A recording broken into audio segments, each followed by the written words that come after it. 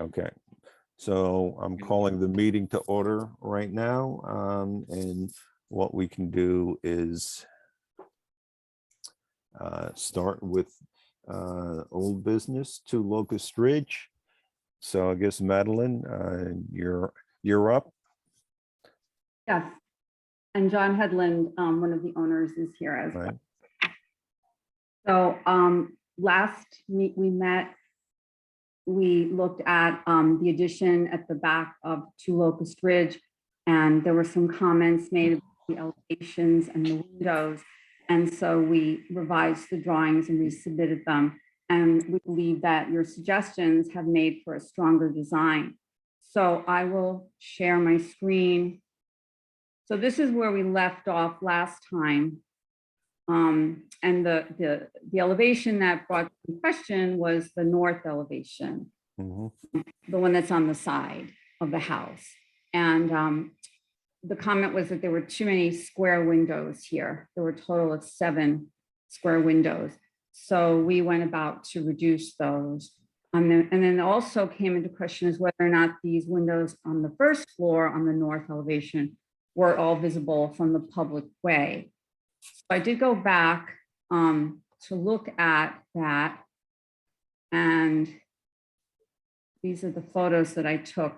So from Locust Ridge, you know, the house is high up on that ridge, so you don't really see much of the back. So you will see the second story addition from here. So the second floor windows will be prominent. First floor, that's sort of hidden. This is the window that's there now in that first floor powder room. So you will see it through the bushes as a seasonal view. And then on the Cedar Street side, there's a shed that blocks the first floor on the north side, but you will catch a glimpse of it because the shed roof slopes. So there is, there is some visibility, although it's quite limited. And then there was suggestion to use double hung windows. So I went back into the McKeel portfolio and saw that there are, he does use a variety of sizes of double hungs, you know, the larger ones and then the smaller ones, because there was a suggestion to use some smaller double hungs instead of the square windows. So I just wanted to see how he did that. So this is the revised north elevation. So on the second floor, you might recall there's the bed. The north wall is the bed wall. So we put 2 small double hungs, one on each side of the bed above the nightstands. And then that sets up the windows downstairs, because so the center line of the windows downstairs moves over and spreads a bit as well. So those are the new double hungs upstairs. They're 21 by 36 inches. And then on the first floor, we kept the 2 square windows. The feeling last week from the board was that the square window worked in the bathroom, which is this one here. And it worked well in this because this was a powder room. And it worked well in this because that's the bathroom of the new master bathroom upstairs. So it was setting up a language for this square window. But this square window is on the north side of the office. And the east side of the office has these 2 double hungs. And it was suggested that this window become the same double hung as type B. But we looked at what happens in the plan. So the new office is an L-shaped desk. And so these 2 double hung windows, to reach over a desk is to open up a double hung is not always the most convenient thing. So we thought if this window stayed an awning unit, it would be a lot easier to open it, reaching over it's like reaching over a kitchen counter, you know, reaching over a desk that's built in. And the other thing is that in the site, the garbage bin shed is like right here. So it's also not the best view, you know, there's not a lot of privacy on that side as well because the neighbor's right here. So it was preferred to keep the double hungs on the east, but having the square awning on the north first floor.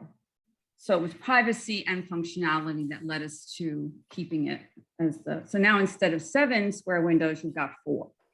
And then the other change that we made was to the exterior specs. We added that type D, which is the double hung window.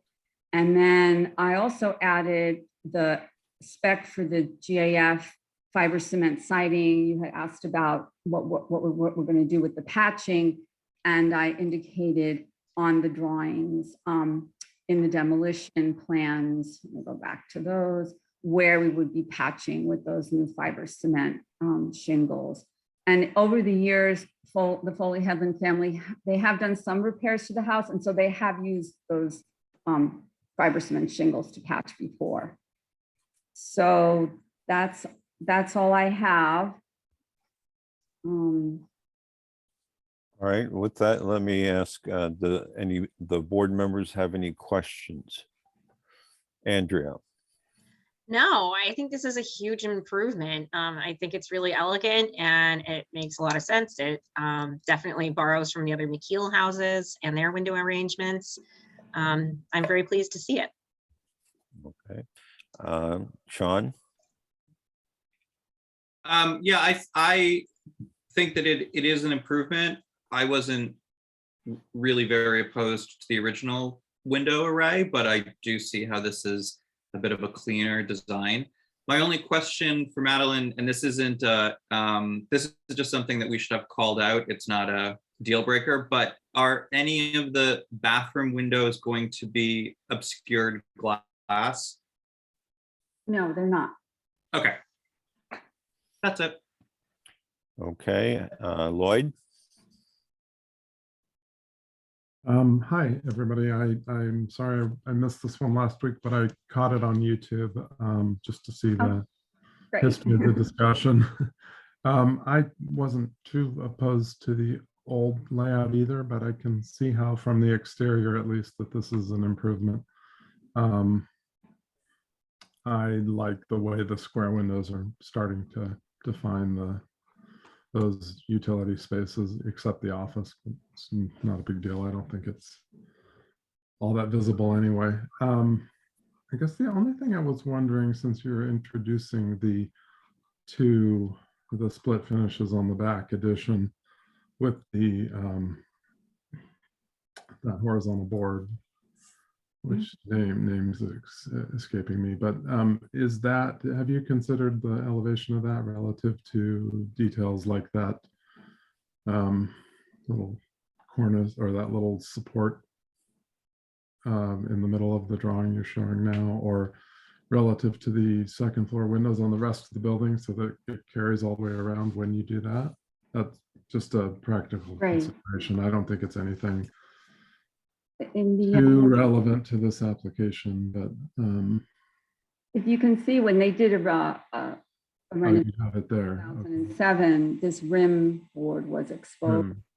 So it does run around. And so they are planning in the future to take off these asbestos shingles and recreate the elevation the way it was originally, which was the horizontal clapboards on the first floor and the shingles on the second floor with that rim joist. And then there's the corner board as well. So we're just going back to the original. That's the hope.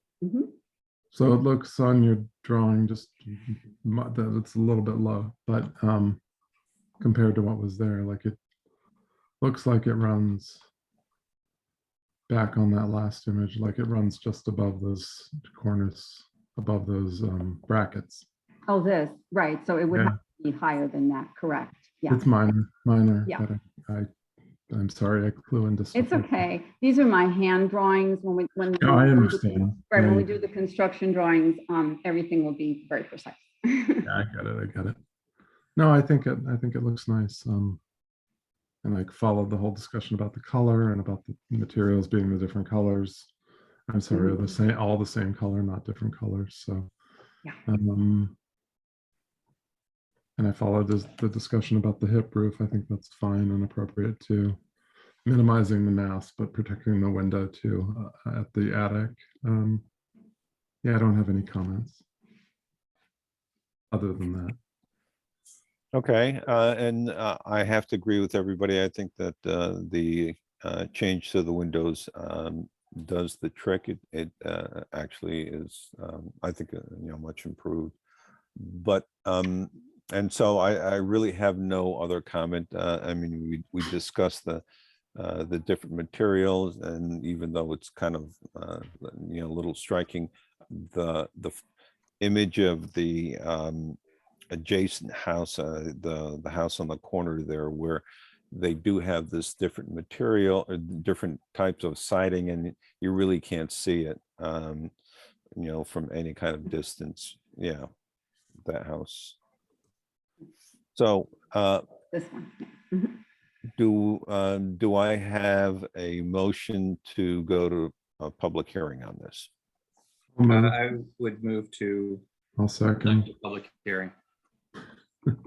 Okay, all in favor, say aye. Aye. Aye. Anybody opposed, say no. Okay, Madeline, John, you're all set for a public hearing. Sean, when or does it look like we're going to do this? If we do it at our next meeting on the 2nd, then that is a sufficient amount of time for posting. I'll copy Madeline, I'll connect you and Jeff tomorrow about it. We'll just need to get a sign up no later than Monday on your property, on the subject property. Who moved and who seconded? I moved, Lloyd seconded. Got it. Thanks. And Madeline, you know the whole process of sending out the return Yeah, the letters mail and all of that notices. stuff. Yeah. Jeff All will right. give me Jeff will give me the addresses of the adjoining properties. Is that correct?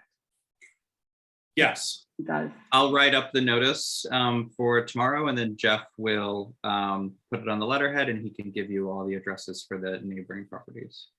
And all of our signs, oh, well, actually, okay. All of our signs are out right now, but technically our public hearing for the map is closed. It is now the Board of Trustees business. So I will retrieve all of our signs, or maybe Andrea can while she's out jogging. And we will I'll do make it. I'll do sure- it. We will make sure Duly noted. that we can get a sign over to the property. Okay, I don't have to pick up the sign. It'll be put there. It'll happen somehow. Okay. It will be delivered, or it'll I'll somehow coordinate get with Jeff. to. Okay, great. Could I drop one off at That would be Lucas? that would be great. There's actually one. I mean, I'm already out we'll, doing. we'll figure it out. Because there is another one on Orchard, on Locust Ridge. right I'm sorry, now. Sean. Where's okay. the retrievable signage that I can? They're all scattered around, but I will great. connect you with Jeff to get them. So it'll be on the 2nd, February 2nd. okay. Does that give you enough time to prepare for the public hearing, Madeline? Yeah, I just have to send out the notices. I'm basically going to use the presentation that I used Okay, at the workshop with these revisions, and I think it'll be fine. Yes. okay, so February 2nd, we'll have the public hearing, and thank you for working with us on this. Thank you. I think it's going to be a very nice project. Great. And I Thank would thank the board and also note that in a nice function follows form, perhaps, flip it. The move from 3 windows over the top of the bed to double hungs by the side has probably saved me innumerable years of standing on the bed to open awning windows, which we probably hadn't really thought through in sufficient manner. So I appreciate that. All right, Thank you all. All right. all right, good night. Good night. Great, thanks. Okay, so moving on to new business, let me, public hearing.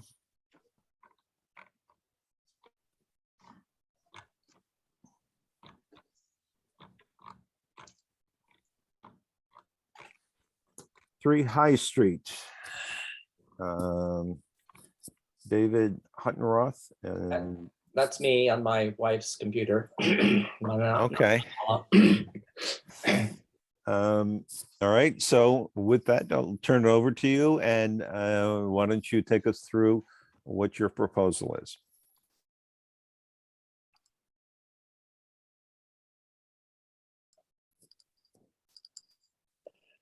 Okay, let's see here.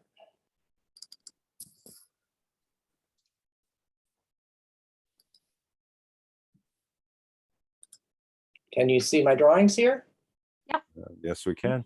Okay, so we'll start with the site plan. This is an existing house. This square part is the existing original house with a 1-story, 1.5-story, 2-story house with a 1-story porch. And there's a 1-story addition that currently follows this angled wall. And our proposal is to make this rear addition 2-story and to make this existing covered porch into a screen porch.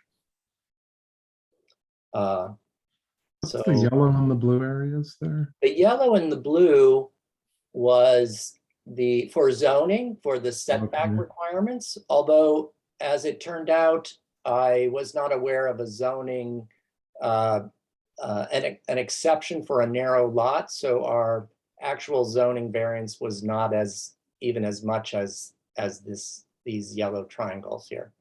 All right, thank you.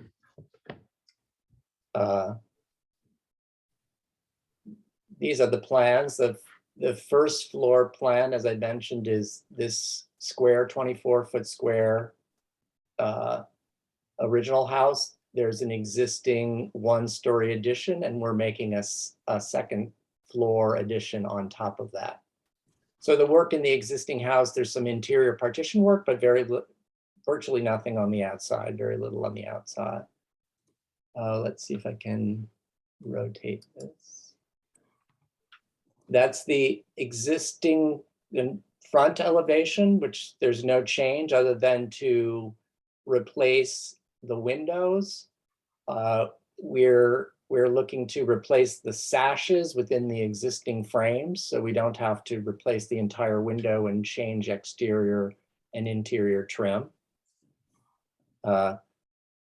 This side elevation shows you really where the addition is. The addition is this second floor over an existing kitchen addition. That will be, it does not have an adequate foundation. That will be completely removed and rebuilt, but in the same footprint. It's the same dimension, 12 feet 4 inches as it currently is, and this screen porch is the same dimension as a current covered porch. So on the west elevation, we were not going to propose any windows. On the east elevation, a pair of windows there. This is a new larger window in the kitchen. In our new plan, we're going to have this addition 3 steps down from the existing floor. So we have a little bit more headroom in the kitchen. And so we've maintained the heads of the windows, but dropped the sill. And at the rear elevation, this is the rear elevation where we're repeating the gable roof with a small hip at the end and repeating double hung windows. But again, they're a little bit longer than they were before, and a screen porch on the first floor with a shed roof. The materials are all to match the existing. We've maintained the corner boards so that the original configuration of the house will still be visible, and we're proposing to match the clapboard siding, and all the roof, eave, gable details are the same.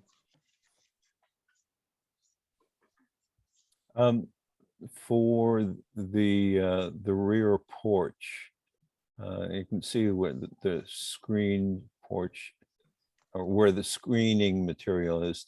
Now the side, is that also screened in? I guess. Yes, the okay. sides would be screened as well, yes. There is a fence along the lot line there, so the lower part of that won't really be visible, but the sides would be screened. Right. Can we see the photographs? Yes.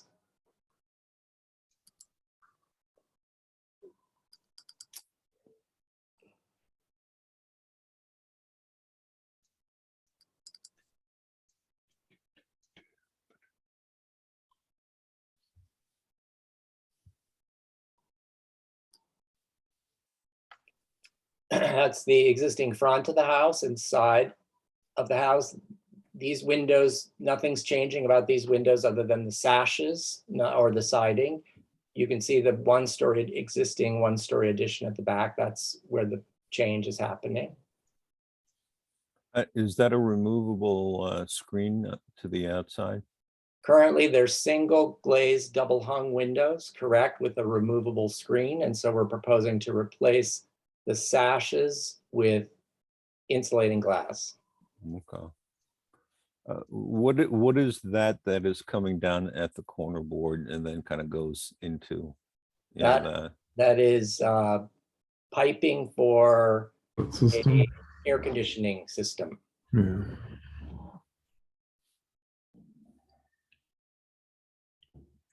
Didn't we look at the windows already for this property? We met Or we met? maybe over the summer or in the spring just about the windows, and it was inconclusive because I think that Liz and Felix were Yeah. unhappy with how it was going to adjust to the depth of the windows. But it appears that this is a different replacement method. Right. This is the front of the house again, showing also this side of the house where this one-story addition would be expanded to a two-story addition. And a view of the existing rear of the house where we'd be proposing to put the second story above the kitchen addition and replace this porch with a screen porch. Because of the step down, the 3 steps down from the existing floor level, this porch won't be as high above the grade level.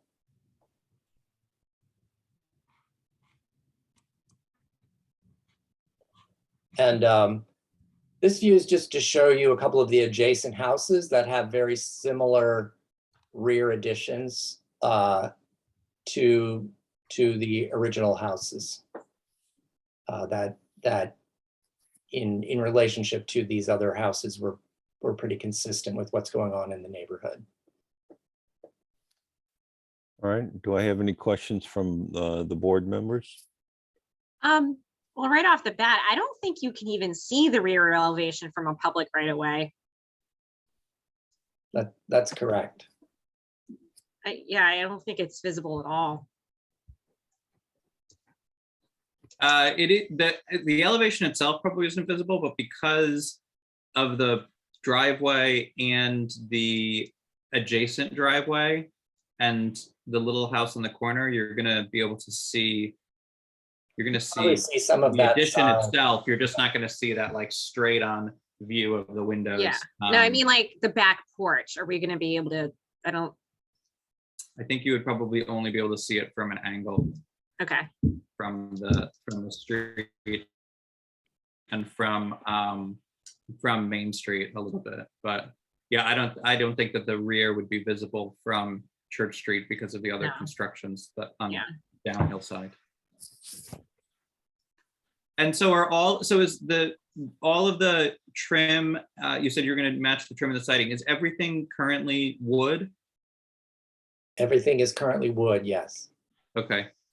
Could you just go back to the drawings? I just have a question about the roof. I think it's just a perspective thing, but. So on the drawing, the north elevation drawing, what is the dotted line indicating on the roof? The dotted line is indicating the interior volume of the house. Oh, okay. We used it in terms of, to help us construct the rear elevation, but it doesn't really indicate anything on that you would see on the facade. Right, so the ridge beam isn't changing at all, the heights aren't changing at all, you're just coming directly off of it going backward. That's correct. We're using that existing ridge height to set the ridge height at the rear. Okay.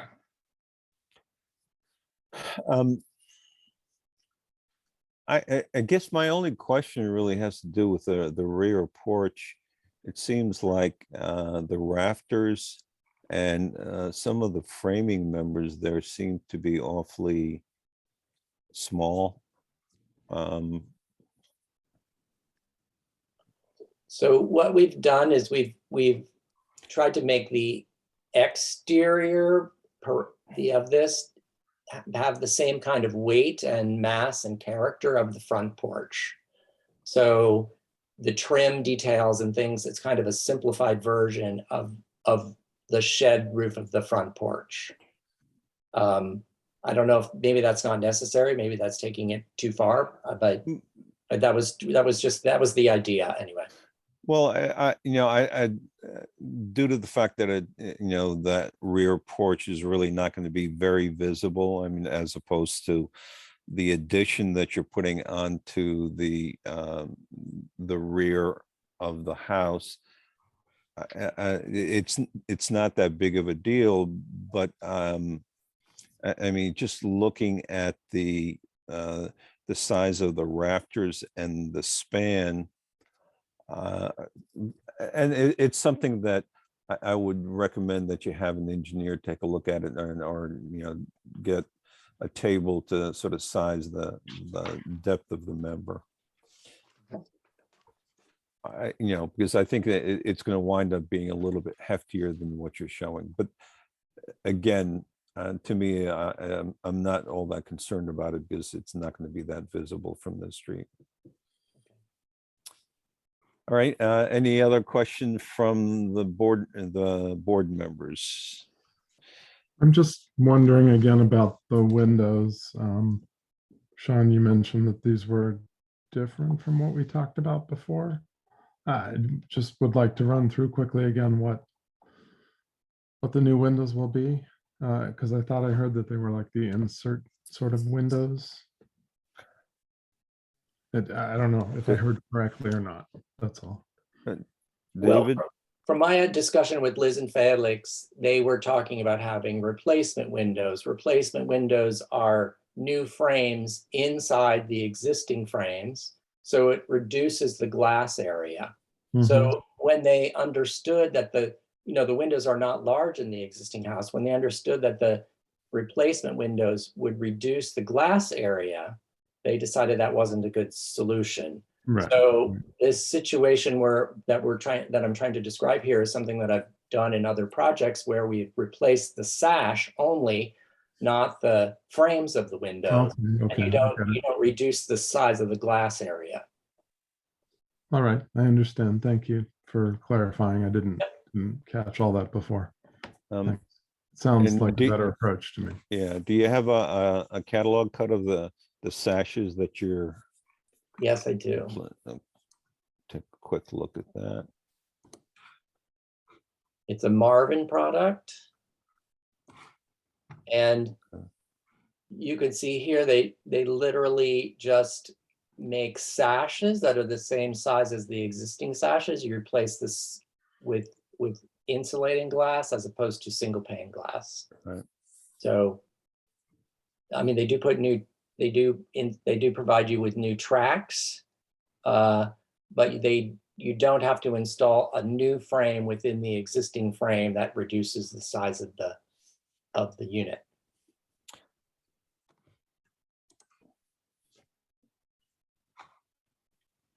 And what are the, is this the window for the addition, the new windows? So the Will they windows, just be- the windows for the addition would be Marvin and match the detail, but they would be new frames, new entire Construction units. window. Yes, new construction windows, yes. And are they wood clad? Are they clad wood or are they solid wood exterior? The tilt pack, the replacement ones are wood. The new windows can be wood or they can be clad. I mean, I think that Liz and Telly's would prefer clad for maintenance, and I'm not, but I don't know if that makes a difference to your board. Well, I guess that my concern would be that what you'd have is wood windows on 3 facades, and only on the back do you have you would have clad. I think that at least my preference would be to have have the same type of window all the way around. But your board doesn't object to clad windows per se, as long as it would be consistent. Well, but you couldn't get a clad window because you're keeping the frames on the 3 facades, Right. as is, which is a wood window. So in Okay. order for consistency, to achieve the consistency, you'd have to go with with the regular wood windows on the rear facade. Okay. Do I have do we, what does the board think as far as going to a public hearing on this? I feel like we should go to a public hearing and be consistent and given recent hearing decisions and the fact that it's an addition. Yeah, we usually have public hearings for additions. Even though this is not a highly visible one, I feel like we should, stay Alright. consistent. Do we think that there is enough information here, or the applicant is ready for a public hearing? Let me put it this way. Do I have a recommendation that we go to a public hearing? Yeah, I think Think so. I think a public hearing would be appropriate for All right. Do I have a second? I'll second. All in favor, say aye. Aye. Aye. Anybody opposed? All right, so we've got 1 public hearing in 2 weeks. Can we go with 2? Hmm. sure, I think we could. I can do anything. Okay. I think, does anybody have any comment or question concerning, the aesthetics of the proposal? No, I think it's very straightforward. Actually, I think it's a great improvement on the volume. I never even really realized, I walk by that house all the time. And I never even realized that there was just a single story addition, but I think it'll really kind of finish the structure nicely. And I mean, it fits right in with the rest of the houses in the streetscape. So I actually think it's a big improvement. Okay. Any other thoughts?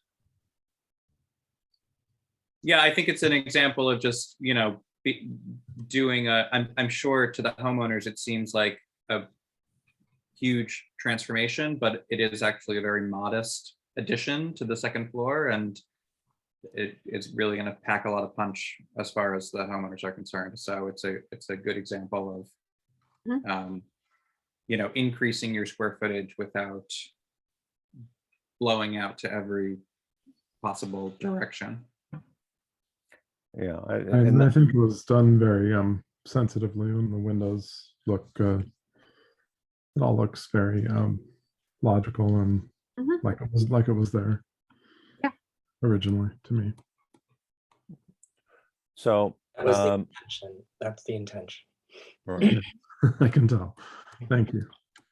Yeah, I think it's a very nicely designed addition. So we were going to schedule a public hearing, and David, if you reach out to Sean, he'll be able to give you with all of the particulars that we need. And we need to put out a sign and mail some registered return receipt notices to the neighbors and so on. But we'll hold the public hearing in 2 weeks. Okay, Does that work for you? On the 2nd, David and Liz and Felix? Yes, Sean, thank you. Okay. All right, so then I'll connect everybody with Jeff tomorrow or Friday on getting all the notifications out, and Andrea or somebody else will bring a sign to them. Fine, girl. I can go and pick the nap if you need to. I'm sorry, what? I can go and pick the nap if you need to, if you need me to. Sure, we'll let you I've know. got it. I've got it. We'll let you know the process. I'll figure it out. Okay. do you all think this presentation is adequate? Is there anything we should be adding to it? No, I think that what you have there clearly explains what the proposal is. And it covers all of the major points of concern. I mean, just speaking for myself, I don't think that there's anything more that is necessary. Maybe it's just the new windows on the back, the full window units, not the inserts. The cut sheet for that, right? Oh, okay. So since they're on the side, invisible on the side. Okay, And the Yeah. siding, I think you mentioned the siding would match existing, right? that's right. I mean, that was actually a question for you too. I was looking at the previous project where they made a difference in the siding. Is that something that's desirable? I know in some other projects, it's been recommended to me that the addition should be a different siding, so it's distinguished. It's different than it's differentiated from the old house. It's case by case. I mean, I'm also on High Street, and that was the case with my house. We decided to use a different siding, but it was a very big addition to the house. This is a very modest addition. I don't think you need to make that differentiation in the siding. I mean, that's just my opinion. I think it's a nice, consistent presentation just as you have it. Okay. Yeah, I I think don't that think you need to do that. I think because of the size of the addition, I know what you're talking about. You want to differentiate the new construction from the existing fabric. But if, when you have something which is, the size of the addition that you're proposing, it starts getting awfully awkward. It kind of looks like, the change in the siding was a mistake. Mhm. I think if it was a larger element, you could probably pull that off and it would make sense. But I think in this particular case, you're better off just staying with the existing siding. Yeah, and in the previous application, I don't know if you were watching that, the Locust Ridge application with again, a small, a modest addition on top of a pre-existing story. That was because they have different siding there because they intend to take all the siding, all the asbestos board off the house and restore what used to be shingle on the upper story and clapboard on the lower story. So that's why it looked the way it did. Yeah, okay. Okay. All right. We'll see you on the 2nd of February. Thank you very much. Thank you. Thank you. Thank you. Thank you. Thanks. Okay.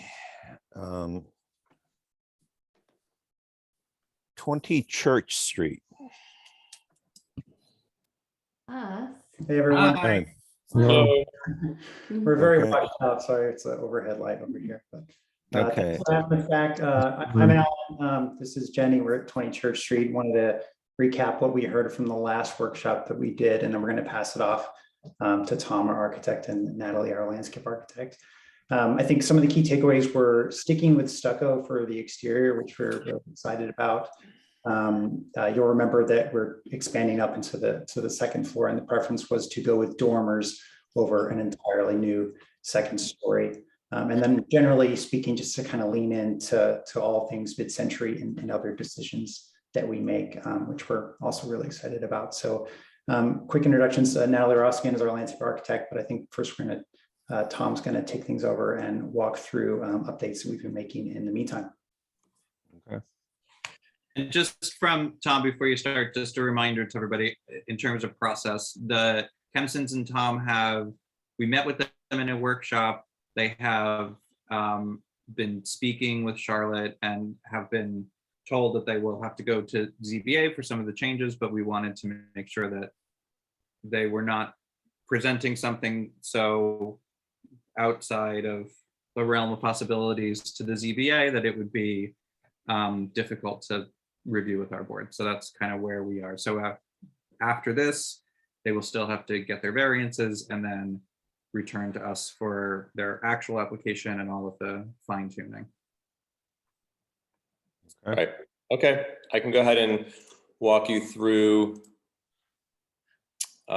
everything that we looked at the last time. I'll just a quick recap of our previous presentation.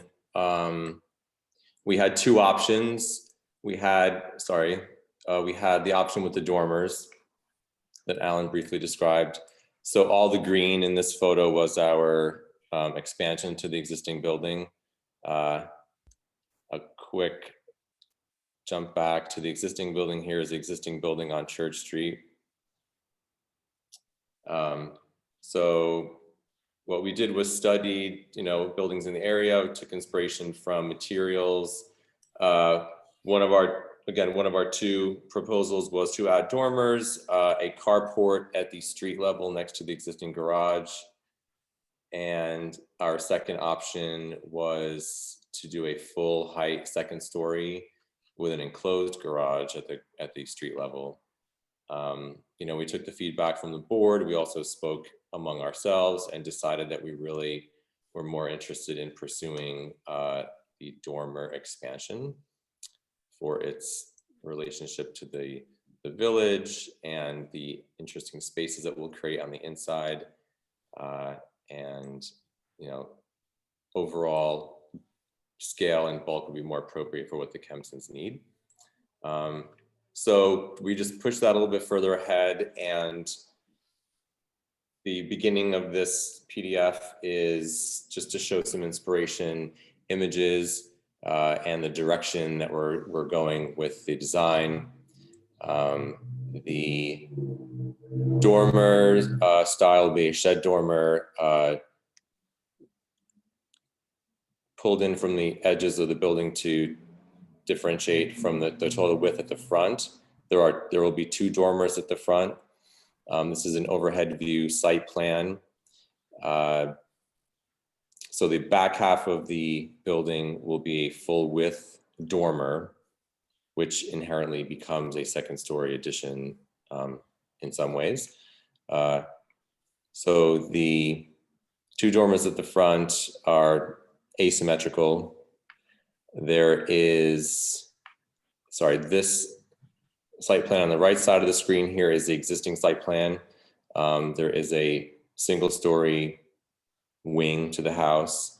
We're going to maintain that single story wing and then extend out to the north onto the deck and have that be a covered screened porch similar to the previous presentation, actually. We'll see more of that in the plans and elevations and renderings that I have coming up. So first story plan, street level, the carport that we're talking about next to the existing garage. So the narrow space we have here is the existing garage, and the carport on the left will expand that with a screen enclosure on the north end, a staircase to go up around the side. Otherwise, it is open at the front, at the street side.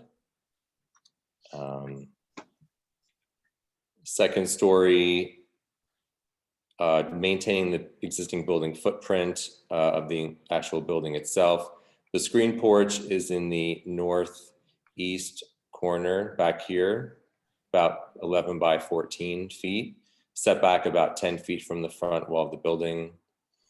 There is currently an existing roof deck on top of the existing garage, and we will expand that over on top of the carport and around the side, the north side of the building. The third floor is where we're adding living space. So it's about 300 square feet of additional space by adding dormers. And again, full width dormer at the back side, away from the street, 2 individual dormers at the front. Each of those dormers is a bedroom.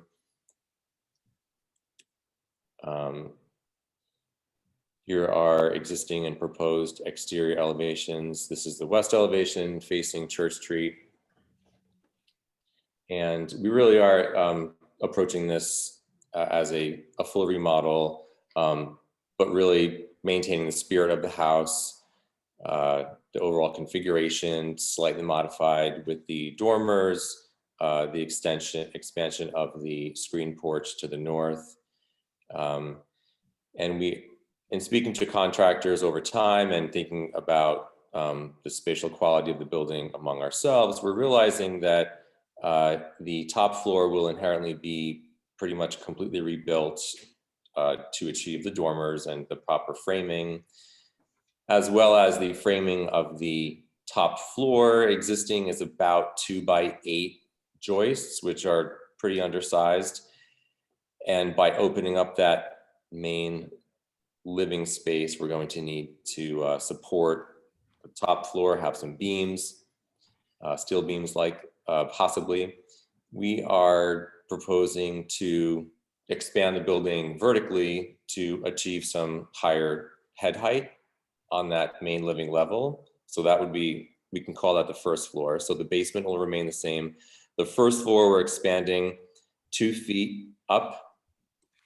And then the top floor as well, in order to gain decent head height, 8-foot high walls at the edges of the building. So the overall height increase is approximately 4 feet from ridge line. We can look at the side elevations, but the height limit here is 35 feet, so we're still under that.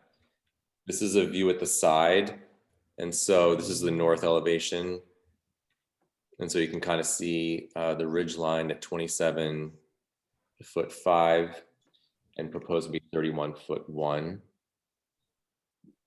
You can see the side of the dormers at the front, and then the rear dormer at the back, which again, it's the wall of the rear dormer is flush with the wall of the main wall of the house. And so it becomes a continuation of that wall.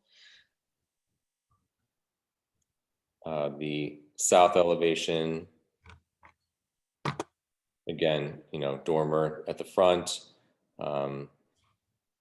just a few windows on the side. This is about 7 feet from the adjacent building, so there's not much really to take in terms of view or light.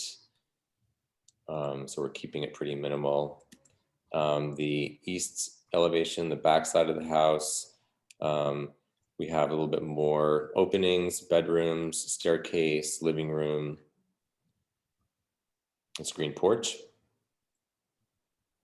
Rendering at the front, we're floating up above Church Street, so this is not quite standing at street level here. But this is just to capture everything at once and be looking down onto the deck a little bit.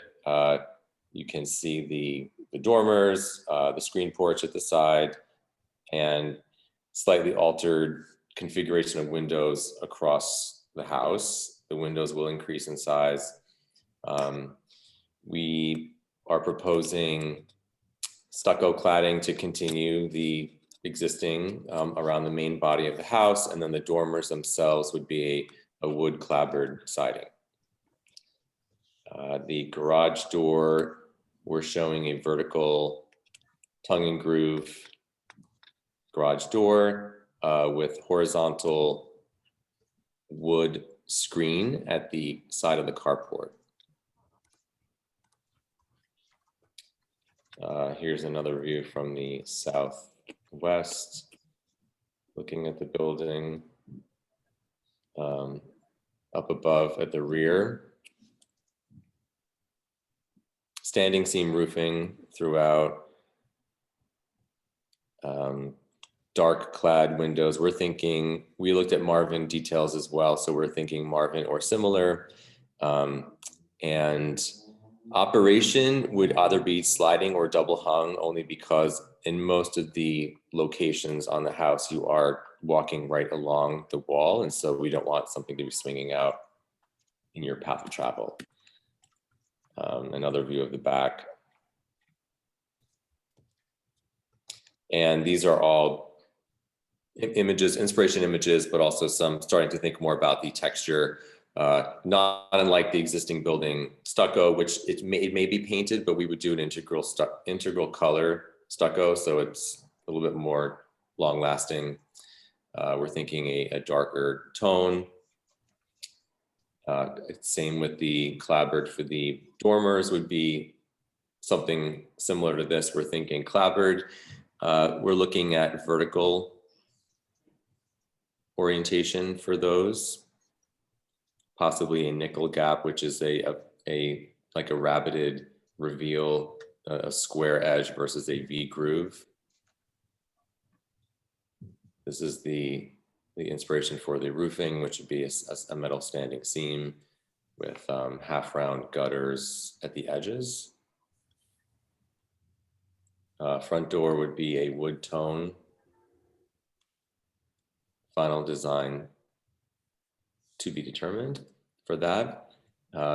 Window details. So we would be doing, again, like I mentioned, clad windows just for durability and minimal maintenance. So there would be aluminum clad windows.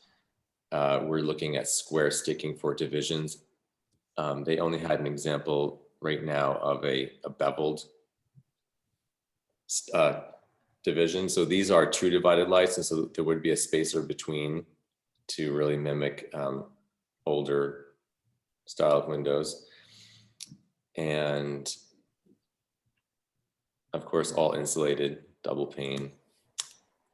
Decking, we're looking at a few different species. Our landscaper can speak a little bit more to that, but this is an example of a cedar, and I believe an ipe. So they will be typically aging and turning a little bit more silvery gray than the wood tone that they look like when they first get installed. And screen porch, I did hear the comments earlier about the scale of the structure, and really there's no porch on the house now to draw inspiration from necessarily. We are thinking just keep it as skeletal as possible, really to have a place to hang out in 3 seasons without having bugs.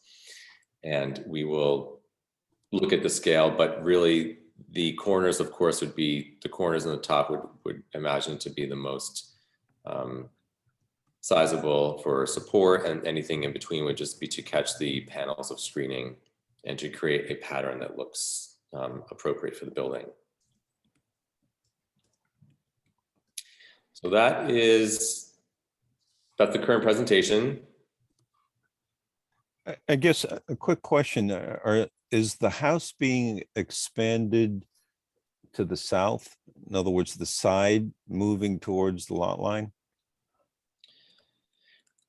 No, so the south is to the right in this, I'm calling it, yeah, so. Yeah. All right, because I see on the existing, there's an entrance on that side, and essentially that's going away. Correct. Okay.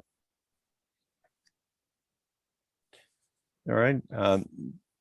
Any questions or comments from the board members? I just Lloyd? was wondering, as far as your conversation so far with the building inspector and the zoning, is the primary variance required just for the expansion of the porch and the carport and the roof deck? Is that the area of concern? Yes, my conversation with Charlotte, she said that typically expansions within the footprint of the building, so if you're looking down the building and the footprint, if you're coming up vertically or adding a dormer, that would not be viewed as a sensitive expansion or disruption, as would be a horizontal expansion. So yes, the carport and the addition and the roof deck on top of that, and the I guess screened porch additions.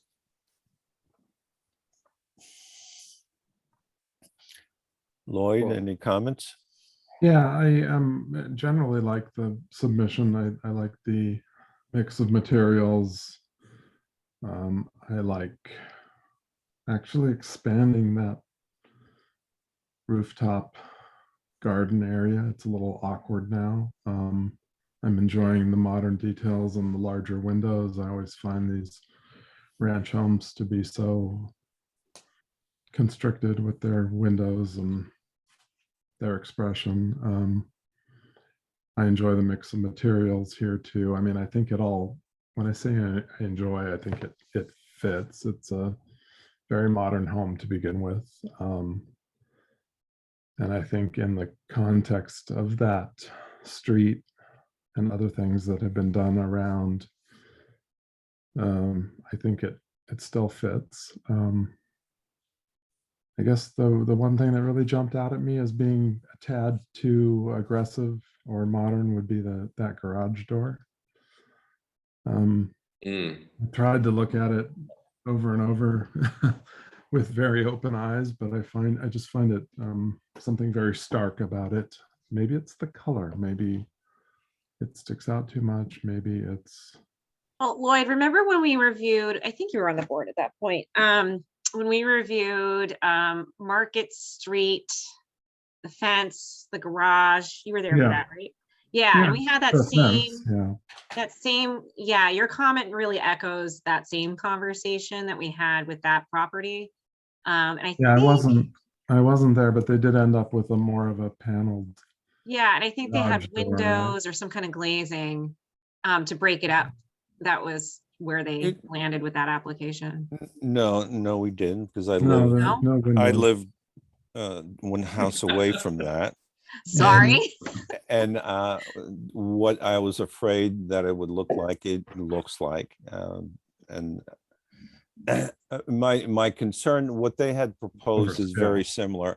And my concern was, actually, I think it's horizontal, if I remember correctly. Right. The issue, and it also came up on Marion Avenue as well on Trevor's project, where when you have a very simply designed horizontal door, it can look like a kind of steel roll-up door.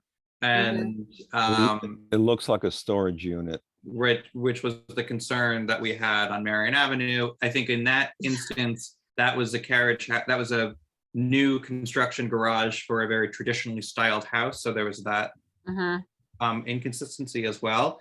But I think, as you know, as far as this property is concerned, being of mid-century construction and trying to accentuate this sort of modernism, it's there's a little bit more leeway there. However, you still don't want to give the impression of something being really kind of inhospitable to the streetscape. So there may be a happy medium between it. I think my initial thought would be to do something that related more to the screening of the carport, but then we get into the same problem of the horizontal lines, which then can be kind of have that like, I don't know, sort of like bamboo window shade look to them. So, I think that there's opportunities to consider that as well. How does it open? Yeah, I think it's. There will be divisions in it. They're not rendered here. Oh, okay. Yeah, so it's drawn as like a tri-fold door. It would be a typical, I think we have divisions on our front elevation, but they're not, then in this elevation, we have wood. Oh, yeah, I see them there, yeah. But it would be a roll up overhead. I absolutely understand the choice, and I probably would make the same choice for myself or our client, but it just strikes me in that context as being like I said, Andrea? dark. Yeah. Well, what's the material? Because, you know, he was talking about Ipe, and Ipe Right, that fades to a could- nice yeah. silvery color. And then I mean, we don't discuss, Tom, we don't discuss, it's not under our purview to review colors. So that's not a concern, but we can talk about patina and weathering. And, you know, if it's that kind of a material, like a cedar, where, you know, it begins to kind of recede, it would bother me. I mean, it doesn't strike me, it doesn't really bother me, but I'm saying to address Lloyd's concerns, it may become more, I guess, less visible if it's Mhm. not a bright wood. Yeah, I can see that. That's a good point.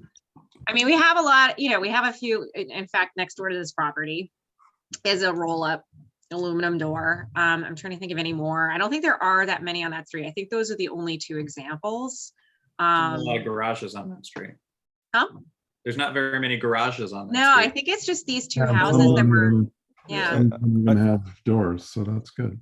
Well, but I think there are a lot of them where they're sort of set in like this, where the garage door is right on the street because Right. of the topography. Yeah. I guess, you know, do we know anything about the history of the existing building? In age-wise, I believe early 50s. And I think it was built and lived in by the same family. Alan, correct me if I'm wrong, until Alan and Jenny. Yeah, you're right. The We've Virgin been Amos moved in told, in the we've been 80s. told that most of the building is made from highway materials that were stolen by the previous, not the owner that we bought from, but the. Allegedly. So And that's- the finest grade of highway Yeah. materials. So there's a lot of like concrete blocks and kind of Mhm. randomness in the building, hence why we are changing some of the floors and whatnot. Well, all right, I'll tell you my impression is that realistically, nothing of the existing house really staying there except for the garage, and even the garage gets a new door. So, you know, what we have to do is essentially treat this as a new house or a new structure. Because I would assume that just about most of it, there would be a significant amount of demolition in order to get it down to the, you know, what you're proposing to build in its place. And I guess the question I have is that has there been any effort to get this to, you know, respond to anything else in the neighborhood? It's actually a mirrored carbon copy of the house next door to us. I think it somehow reused the same plans. The scale of the house next to us is 3 or 4 feet higher. So that's one of the motivations in getting a little bit more height out. But yeah, they're actually the exact same house, just mirrored. I think the deck is on the other side. And maybe the front door is placed slightly differently, but quite similar. Okay, because I think as far as, you know, presentation of this project when you're ready, you know, after you've gone through the, you know, the ZBA hearings and so on, I think that what you should point out is that the existing is a non-contributing structure. And show how the efforts that you've made in order for this structure to fit into the neighborhood. I think most of the materials are modern, and so I'm not totally sure that, you know, we even have to worry about you know, the simulated divided lights. You know, why? Mhm. I mean, that was one thing I was going to point out, is that the pattern and style of the windows is, I think, a little bit more in keeping with the, I would say, New England history, historical aspects of a lot of Cold Spring. There are currently really no divisions in the existing house, and those are more, I mean, really, I think that this house could be in any town USA, really, in this existing form, just stucco and a picture window and a couple of basement windows and whatever. So, I mean, I think that the clapboard, the roofing, maintaining overhangs and trim are certainly in keeping with, again, what I would say is a Northeast vernacular. The screen porch is, I think, a really kind of charming addition. And Okay, I understand, and certainly the way that it, looking at the rendering, it's a very attractive house. I think that you have to understand that we have to, look at something which would be appropriate to the district. And so I think that recognition of where you've made gestures to accommodate, how this is fitting into an existing context. Well, I think, Al, also the thing to consider is, because it is a non-contributing building, I would argue that the sort of responsibility of the design is that it doesn't detract from the district. We want it to contribute, we want it to look good, and we want it to make sense on its own. But I think that there's, I would be concerned if there was a drive in terms of the finishing and the decoration of the building to pull elements from other buildings that aren't of this time period. I mean, I think that they've taken a mid-century construction building and they have added elements to it that are more of the sort of high style mid-century design in an effective way. But when you are discussing its relationship to other buildings in the district, are you referring to other modern buildings, or? I don't especially care. It would be nice that something in the house, and I think Mr. Kempson suggested that the design of this mirrors very closely an adjacent building.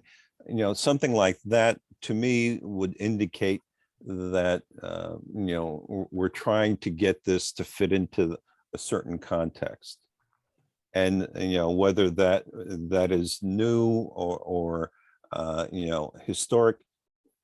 There are a lot of different ways. I mean, there are a lot of ways in order to make this look like it belongs here, even though it essentially, we're talking about, I think, aside from the garage and the basement, everything else is pretty much new. I think it does have some elements that speak to the building on the corner of Northern and Church, the mustard color building. Mhm. All right. Well, I mean, that's what I'm saying, is that when you're coming back to us, I think that the context is going to be important. And so I think, pointing out those things is what I think that I'd like to see, because, obviously the existing is non-contributing. So there's really nothing there that is magic or special. And so certainly that gives you plenty of leeway as far as what you want to do. The only thing is that it's still in the neighborhood, and it should respond to the neighborhood. I think one good thing that it does do is the rearrangement of the steps. has done a nice job in reducing the mass of the garden wall at the front by Did, Yeah. stepping it. Natalie, did you want to hop on and walk through the design for the front end there as far as the streetscape We'd love goes? some feedback on the landscape stuff too. Yeah. There. That. I'll share my screen here. Can you all see that? Yep, Yeah. now we can. There we go. Okay, I was just gonna flip through the images of the existing exterior just to refresh everyone. So currently there's kind of a big parking area here next to the garage. And then there's a fairly tall wall. I think it's about 6 feet tall, 6 to 7 feet. So that is what we're looking at currently, and then a pretty steep stairs straight up to the front door. So we'll pull this up here. So what we're proposing to do is, like Tom said, expand this big deck so that it's around the whole front corner here. We're going to have a stair to access that deck on the north side. And then this front area, we want to step it down so that it's much more comfortable for pedestrians passing by. And Jenny and Alan are gardeners, so they want to share their gardening expertise with the neighborhood and do something beautiful out there. We've rearranged the steps, like you said, to just soften that and make it a little bit more comfortable to get up. We've grouped the steps in 3s so we can reduce the number of railings that are required. So it just keeps it a little bit more open. And then an additional stair that connects to the deck that has that same wood material up to the front door. So this is a view looking at that north stair. And that's going to be, you know, the wood species that were thrown out, cedar, ipe. You know, we want something that's hardwood, insect resistant. I could also throw out black locust. That's a local hardwood that stands up really well. It also silvers just like the others. So I think we can look at all of those.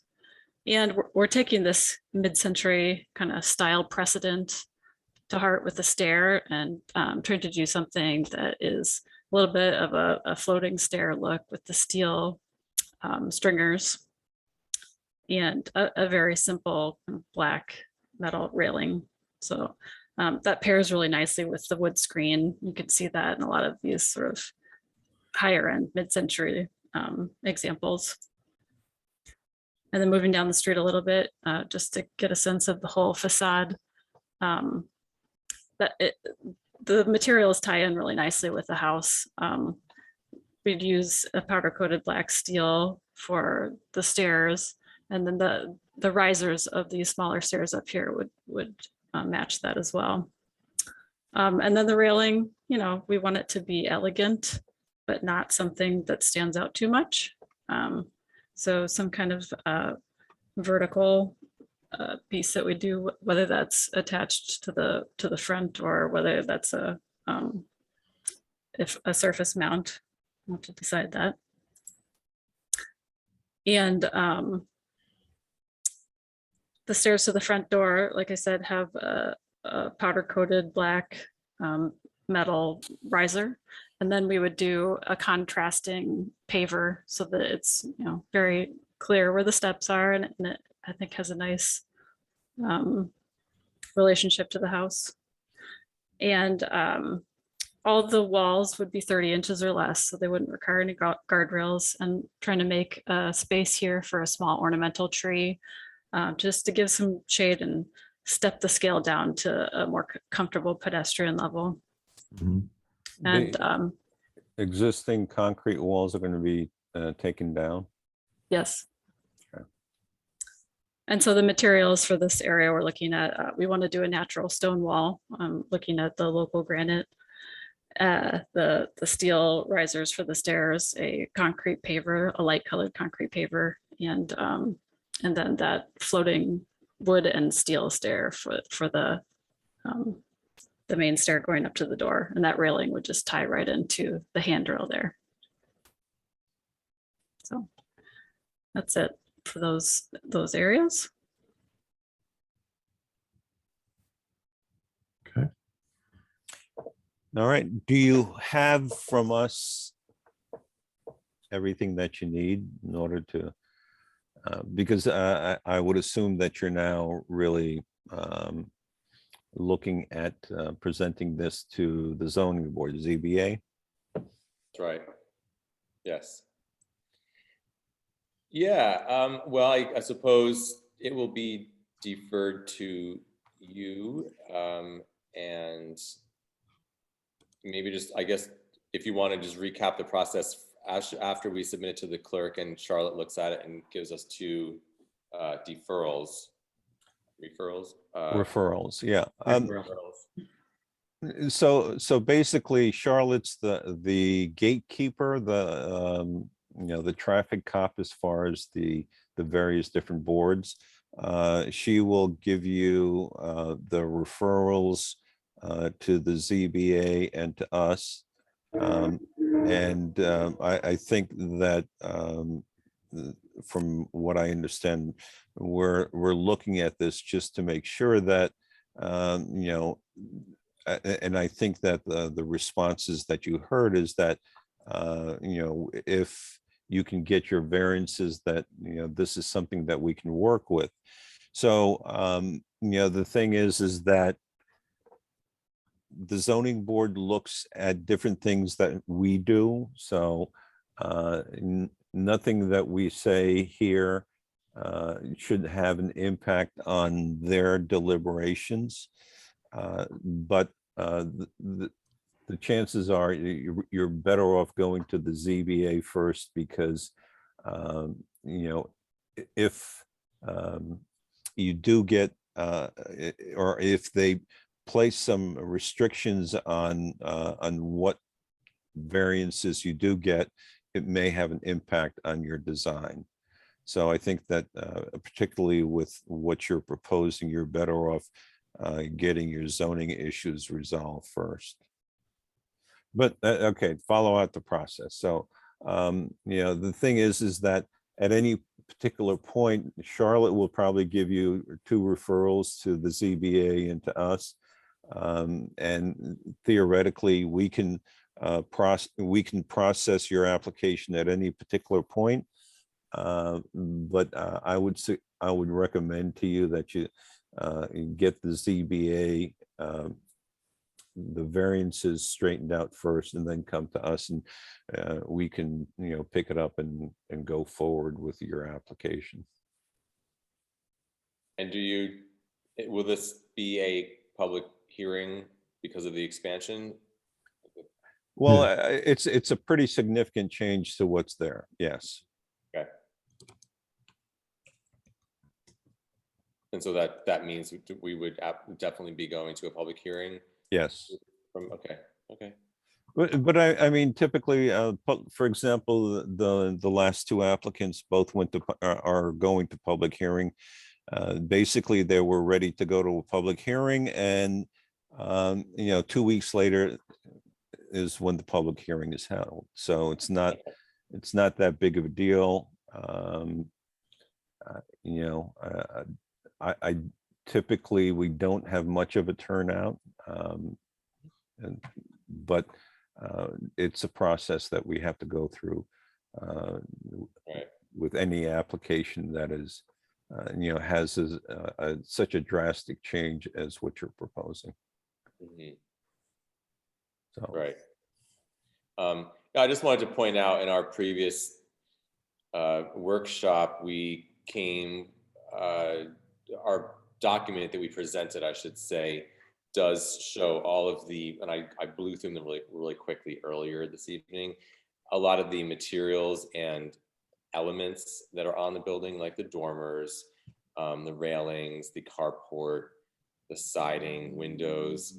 We pulled inspiration from the village. Now we're putting these things together on a shape and a mass that was built in 1950, and so it has a very low slung vibe already. And so I think that there is definitely nods to the context, but on a building whose massing we've been handed and that we're working with. So I just wanted to bring that up in response Okay. to your comment earlier about, being within the village and speaking to that, I suppose. Right. Okay. I think that again, it's just something they should point out. I mean, you're going to have a lot of leeway because the existing structure is not exactly anything that needs to be preserved. But the thing is the building is within a context, and I think that's what you need to respond to. Right. Do you think that one thing to keep in mind, though, is that while the building doesn't have any real historical significance, it is representative of modestly constructed, family-focused housing in the village. And I think that your new plan pays a lot of respect to that. It isn't like the previous applicant that we looked at on High Street. It isn't something which is sort of blown out in every available direction. Part of what we talked about when we met the first time was the difference between, dormers or a full second floor, because the second floor then requires an attic, and then you're already up on a hill, and then you kind of start to look like a McMansion, the word that we don't like to use. So I think that this is the design as presented relates to the spirit of the house and the other infill houses on that street, the other 2 or 3 that are on the street. So while the building might be non-contributing, it is, and it might not be a significant part of the district, it is still an important part of the district, and we should give it the respect it deserves. And I'd like to add or piggyback off of what Sean was just saying. Although our historic district is mostly Victorians, it was a little boom town, and so most of the houses are from the same era. We do have these little, infill spaces within the district that have these examples of, post-war construction, modest family housing, and they're not insignificant. It tells the story of this village, and we have rare examples of infill. And at some point during, the reconstruction after World War II, families did come and build these bungalows, and they are little gems within this village that we don't have a lot of them. So I mean, I do feel like we kind of have to take stewardship of them, and I don't want the public to think that these are throwaway structures. They're special, and we don't have a lot of them. We don't have a big inventory of mid-century examples, which happen to be some of my favorites. So I'm happy to see that this was respectfully expanded, and that you brought in an expert who knows how to modernize a 1950s mid-century home respectfully. So I think it came together very nicely. Thank you. And it's also using a lot of the actually very historic ways that people would expand their houses in the 19th century, which is dormers and enclosing porches and adding, little additions and shed roofs off of the side. So even though you're doing it with a mid-century envelope and not really expanding the footprint that much, the elements that you're incorporating to sort of gain some more space have a legacy in the area. Al, is there any direction that you would like to give in terms of landscaping and what elements we want to, I don't want to say criticize, what elements we want to review and which are outside of our purview? Well, I don't, the only landscaping elements that are within our purview that we have identified are just the retaining walls. Right. I mean, as far as planting goes, that's really not in our purview. Just looking at everything, certainly natural stone is not going to be not going to be something which is controversial. I would love to see the retaining wall disappear. I think it's a True. nice, yeah, I mean, that Yeah. thing, I mean, we talked about, so Lloyd, when you were referencing the garage and we were talking about reviewing the property on Market Street and how we were trying to avoid, you know, basically large screening elements that separate the public's, you know, the public walkways, rights of way, basically the human experience of walking down the sidewalk or walking through a public space and feeling as if you're screened off from the private properties. And I think it's going to be such a big improvement to bring this back down to the street level, because most of the houses on this street don't, you know, we are a village of retaining walls. That's reality, but Yeah. most of them are not right on the sidewalk. And so I think it's really nice that we're bringing that grade down to the street level and still offer some privacy for the homeowners, but we're not dealing with that, you know, like, you know, great wall element on Church Street. Yeah, Yeah. I agree. And also they fall down. You know, and with environmental changes that are happening, I know I had a retaining wall like that when I bought my house 10 years ago. It was just a giant wall of concrete and it was falling down because of the weight of the water pushing down the hill.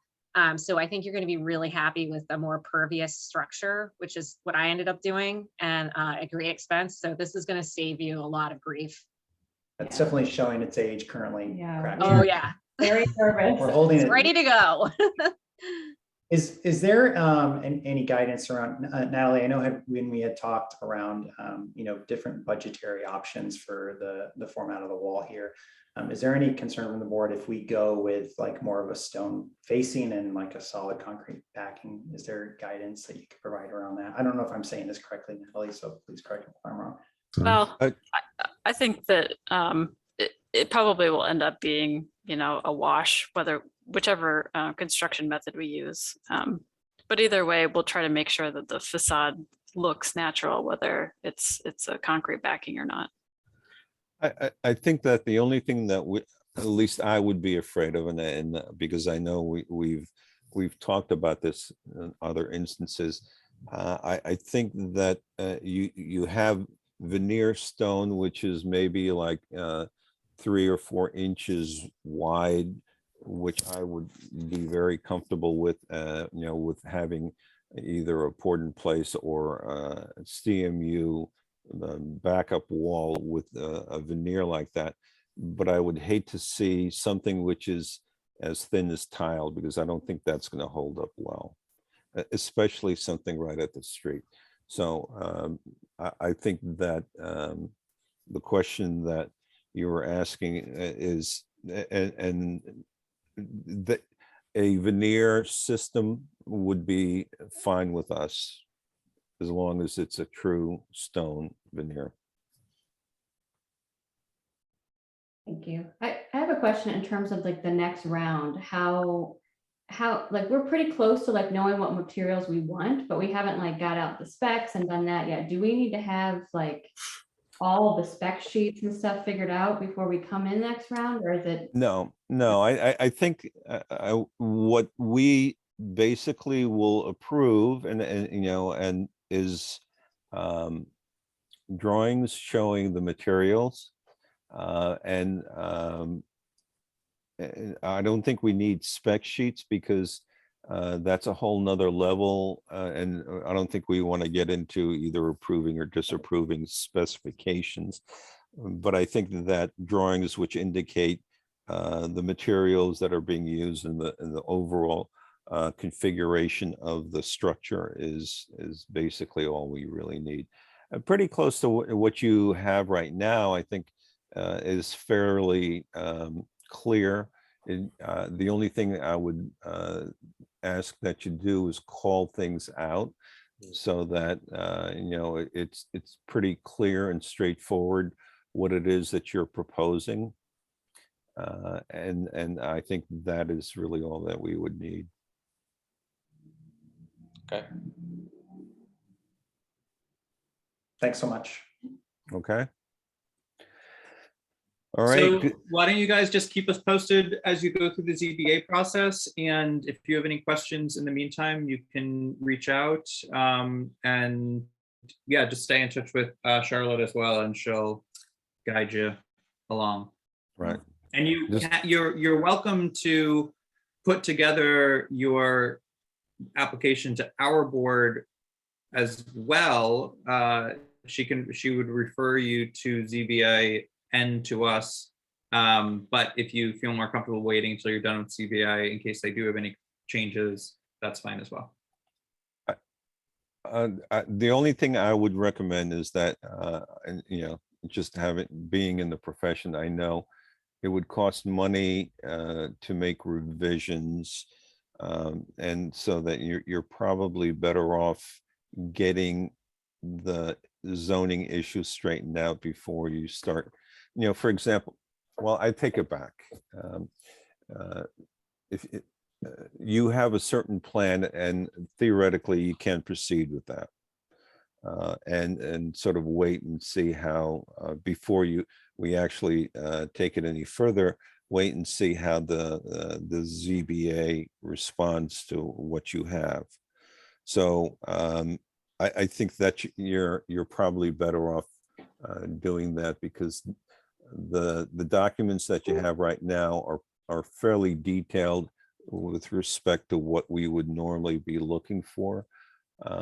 But if you have to make any changes, then that may cost you some money as far as the services of your architect and your landscape architect. Okay, that makes sense. Yeah. We don't want to have to redo it 3 or 4 times when we come back. So that Right. makes sense. Okay. All right. Thank you. So good luck. And as Sean said, keep us appraised of how you're doing. And hopefully we'll see you soon. Yes. Yeah. Fingers crossed. Yeah. Okay. Thank you for your input. Appreciate it. All right. Good night. Thank you. Thank you. Good night. Thank you. Okay, guys.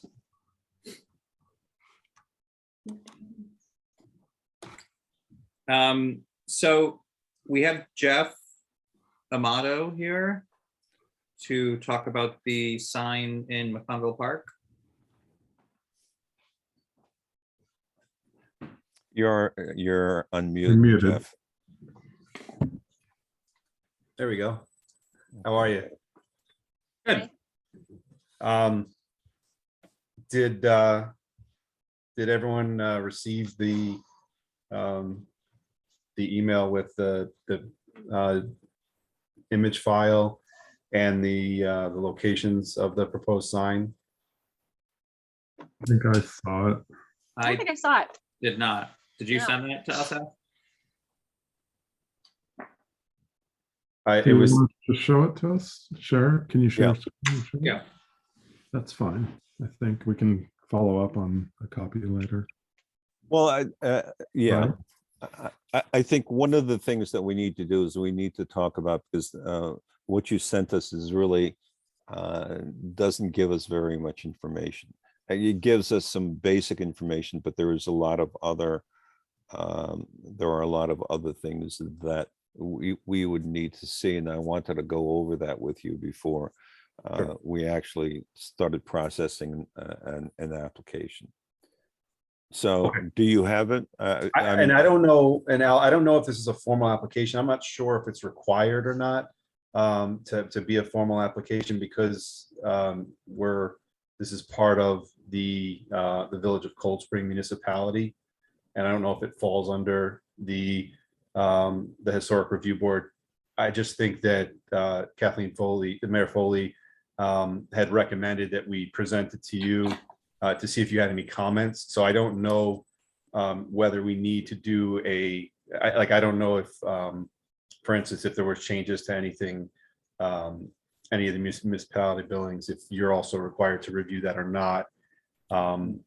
Yeah, we are. I mean, that issue has come up before, and we do in fact review changes that the village makes to Okay. its own property. Okay. All right. So do you want to show what we have, or do you want me to?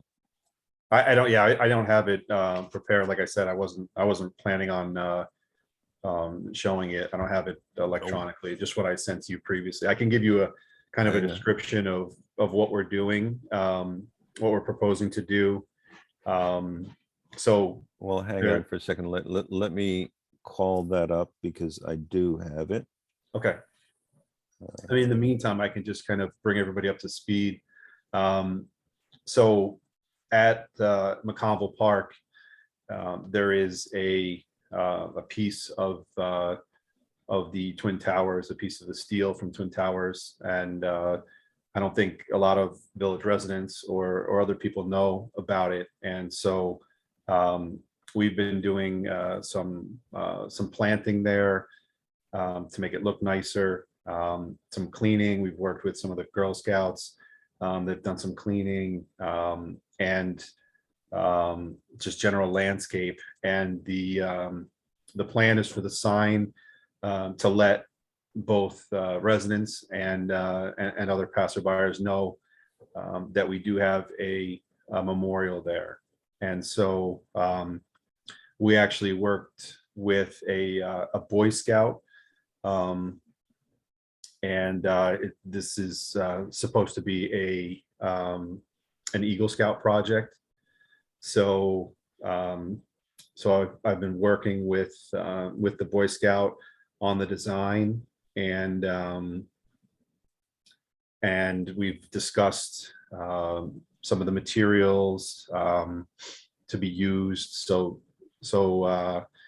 we're still figuring out how everything is going to work.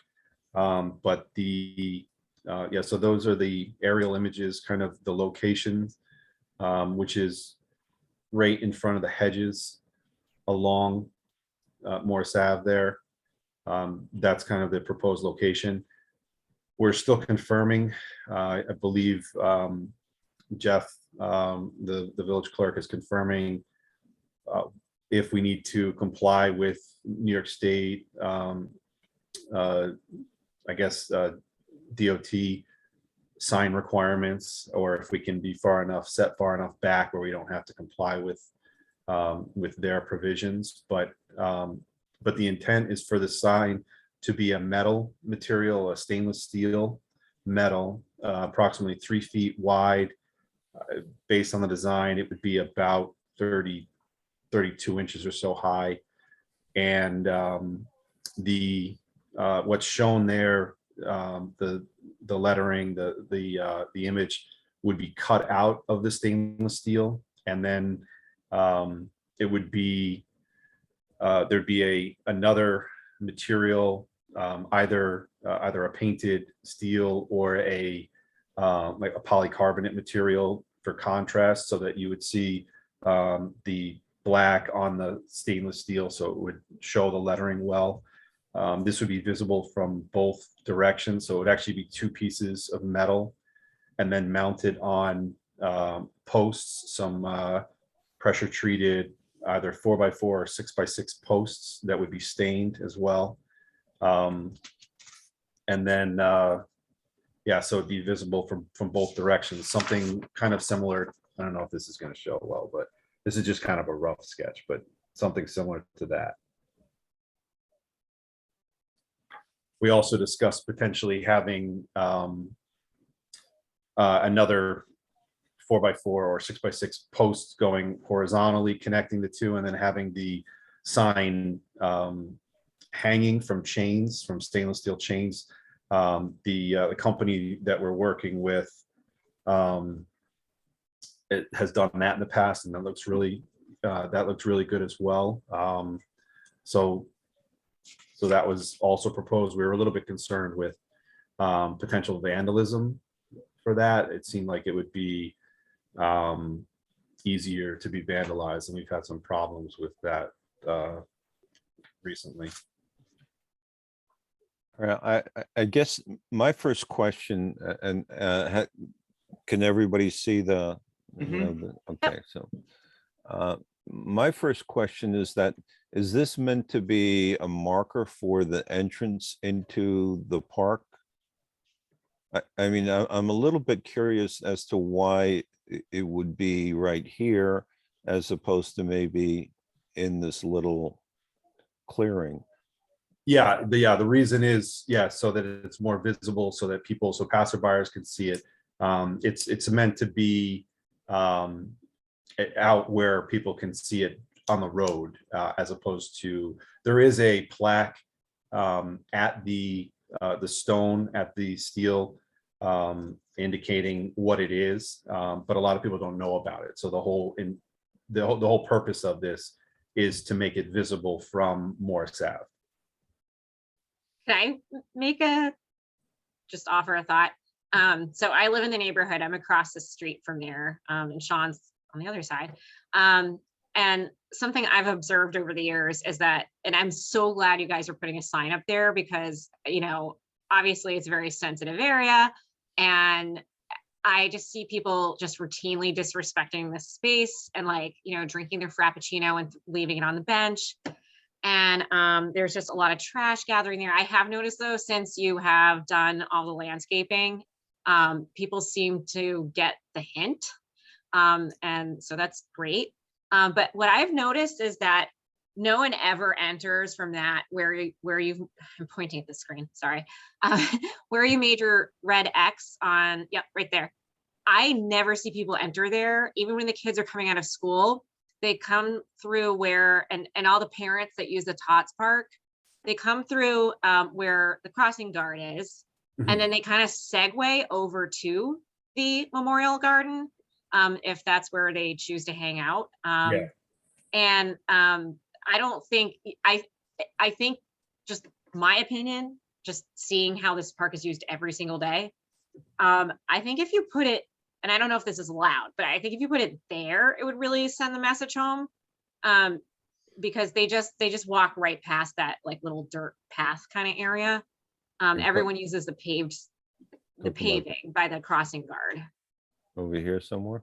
Yeah, that's because the kids come out of school, they go that way, and then all the people with strollers going to the Tots Park, they also come that way because it's paved. Right. And that's where they kind of drift off into the Memorial Park.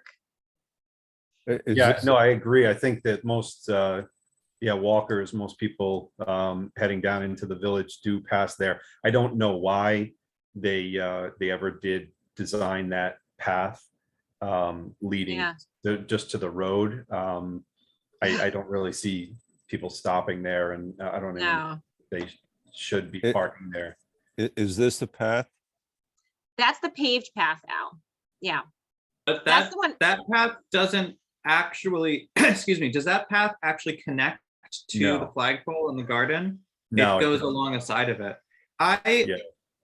As Andrew said, I live on the other side of Morris Ave from the park, so I see this every day when kids are coming and leaving school. I actually disagree, however. I think that the location where you're proposing putting the sign is doing the very thing that you wanted to do, which is directing people to the garden. And I think that if it were to be on the path at the end of the crosswalk, it would almost be blocked by the crossing sign itself. There's a bench. And I think if I understand correctly, Jeff, what you're trying to do is you're trying to point it out, obviously, to the people who live here, but it's really also to get the attention of people who are driving by in either direction, which is why the sign's going to be double-sided. So I think by putting it at the end of the walkway, I would argue that it should be on the far side of the walkway itself. Yes, on that far corner, so that if you were walking down Morris Ave, walking up Morris Ave, you would see it and then turn and see the space in front of it.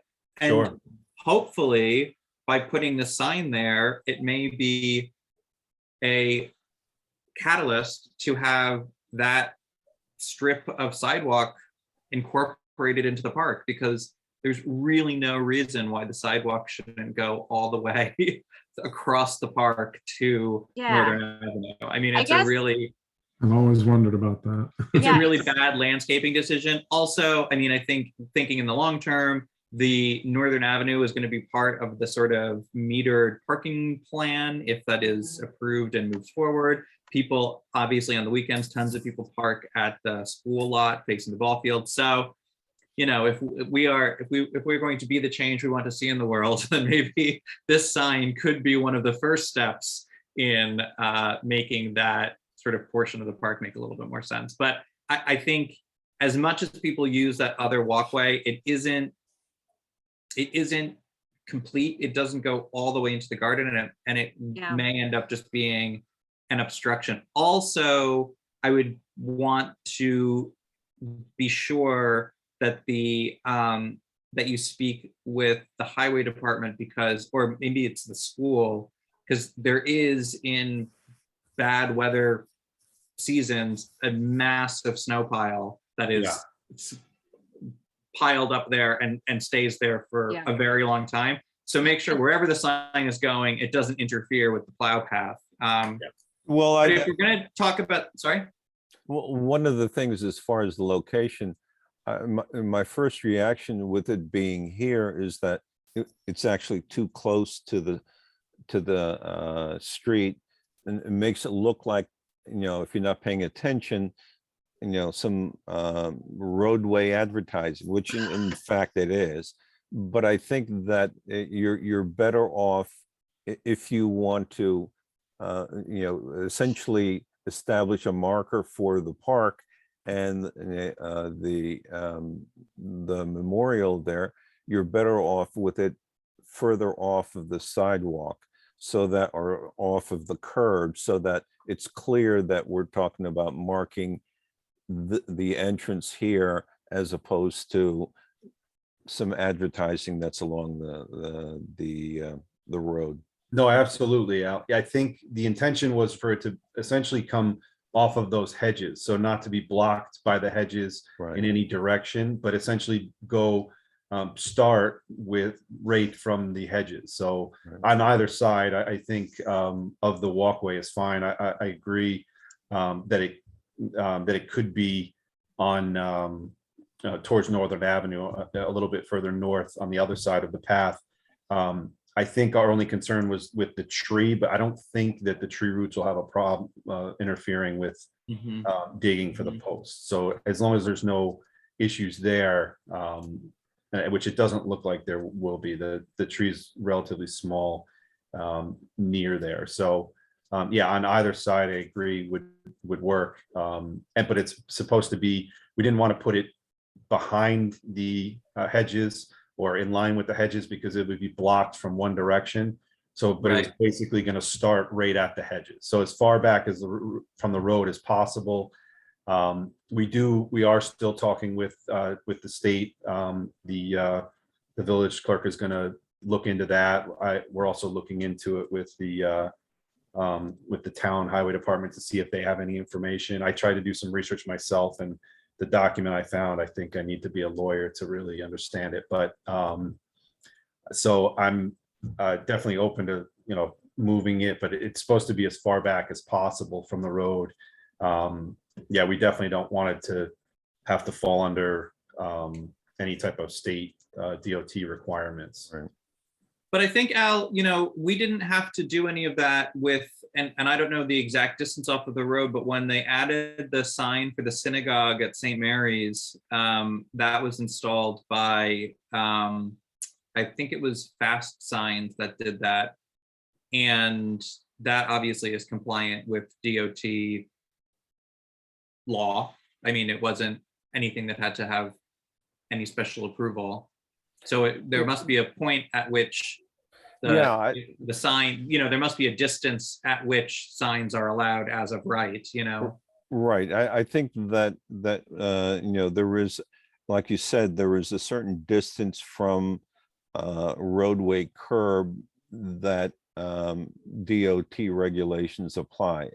And certainly, you know, the sign for the synagogue was really beyond that, because it's Right. actually on the lawn on the other side of the sidewalk. Right.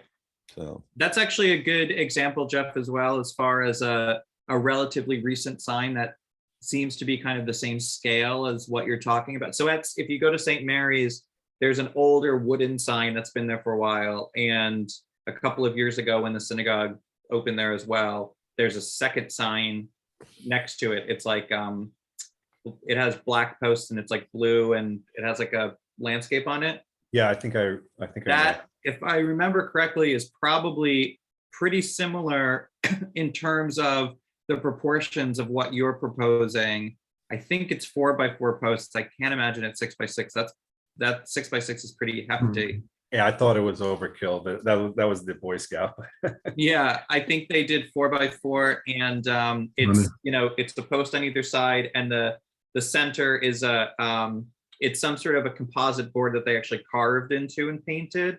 But just to give you an idea of kind of how much space it could take up, that would be a pretty relevant example. Otherwise, you know, the sign at New York Presbyterian is much, much bigger. And these sort of like two post mounted signs, we don't really have a ton of them elsewhere in the village that I could direct you to use as a guide. How about across the way at the Butterfield Library? Yeah.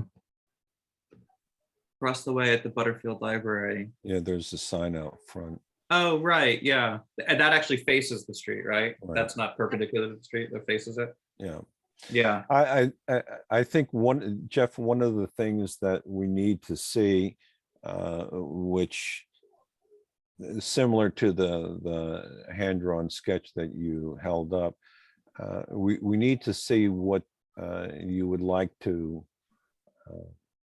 you know, what this sign would look like. And, you know, if it's going to be perpendicular to the street, then certainly we need to sort of understand, because you were talking about it, the shape being cut out of sheet metal.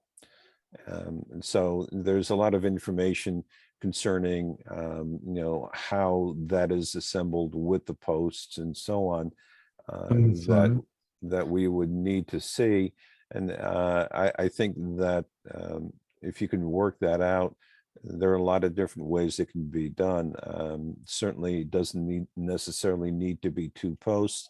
It could be one post which holds up a plaque that is, how thick of a piece of sheet metal are we talking about?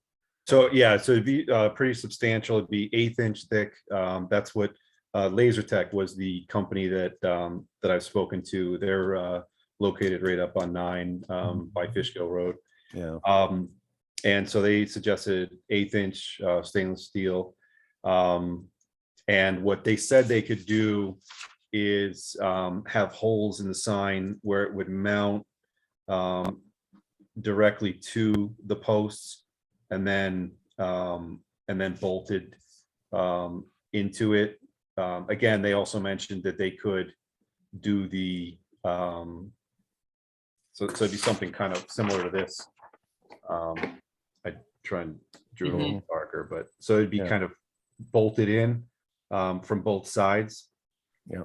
The other option was, like I said, to kind of have something going across the top, and then you know, and then kind of you know, some chains holding it in place. But the 4x4 posts would then kind of carry horizontally, and it would kind of connect something kind of similar to that with a chain kind of hanging there. But I feel like that kind of looks more like a real estate sign. It can, I guess, the description that he used, I guess he had done one for the Roscoe campground. I guess somebody local owns that, and so it's a really nice rustic sign. Looks kind of like an older Western type, I guess. Well, the only thing that you have to be careful of as far as the hung signs, you know, down in that area of the village during the winter, we do get some very strong winds, and it could be that a hanging sign would flop around and, sort of self-destruct over a period of time, as well as other possibilities as far as vandalism. So I think that you're probably best off with what the post that you were talking about. And doesn't necessarily have to be, it doesn't have to be wood. It could be, angle iron back to back, to form a post. It's a little bit, thinner, so that's a possibility. And well, you said it's going to be cut out now. And then you were talking about having some backing. Now, is that going to be a backing in the middle and the sheet metal cut out on both sides? I mean, how is that going to work? So yeah, so it would have to be 2 pieces of sheet metal, and then if it's going to be mounted to the face of the post, which is preferable, it would have to be 2 pieces of the backing, which is they had mentioned either a painted thinner piece of steel that would just be right behind it. We didn't really want to do that, only because there's a potential for the paint to chip or fade over time, and we really want this to be a permanent sign that's going to withstand the weather, and really last for a long time. So You could just do like an opaque, I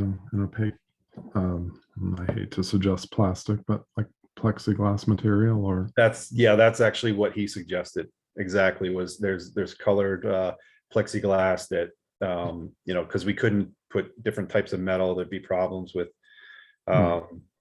galvanic action. Right, exactly. So so he mentioned that as well. He's used that for other parts of in other projects, I guess, and recommended that too. So some kind of polycarbonate. Certainly durable, since it's used on signs everywhere. And I don't think it's going to really be all that. You're not going to know what it is, because it'll be completely hidden by the stainless steel, and the stainless steel is going to really kind of draw your eye. That's going to be protruding out more. So it might get a little bit of backlight too, depending on the sunlight, and kind of your graphics would glow. I just wanted to add my 2 cents.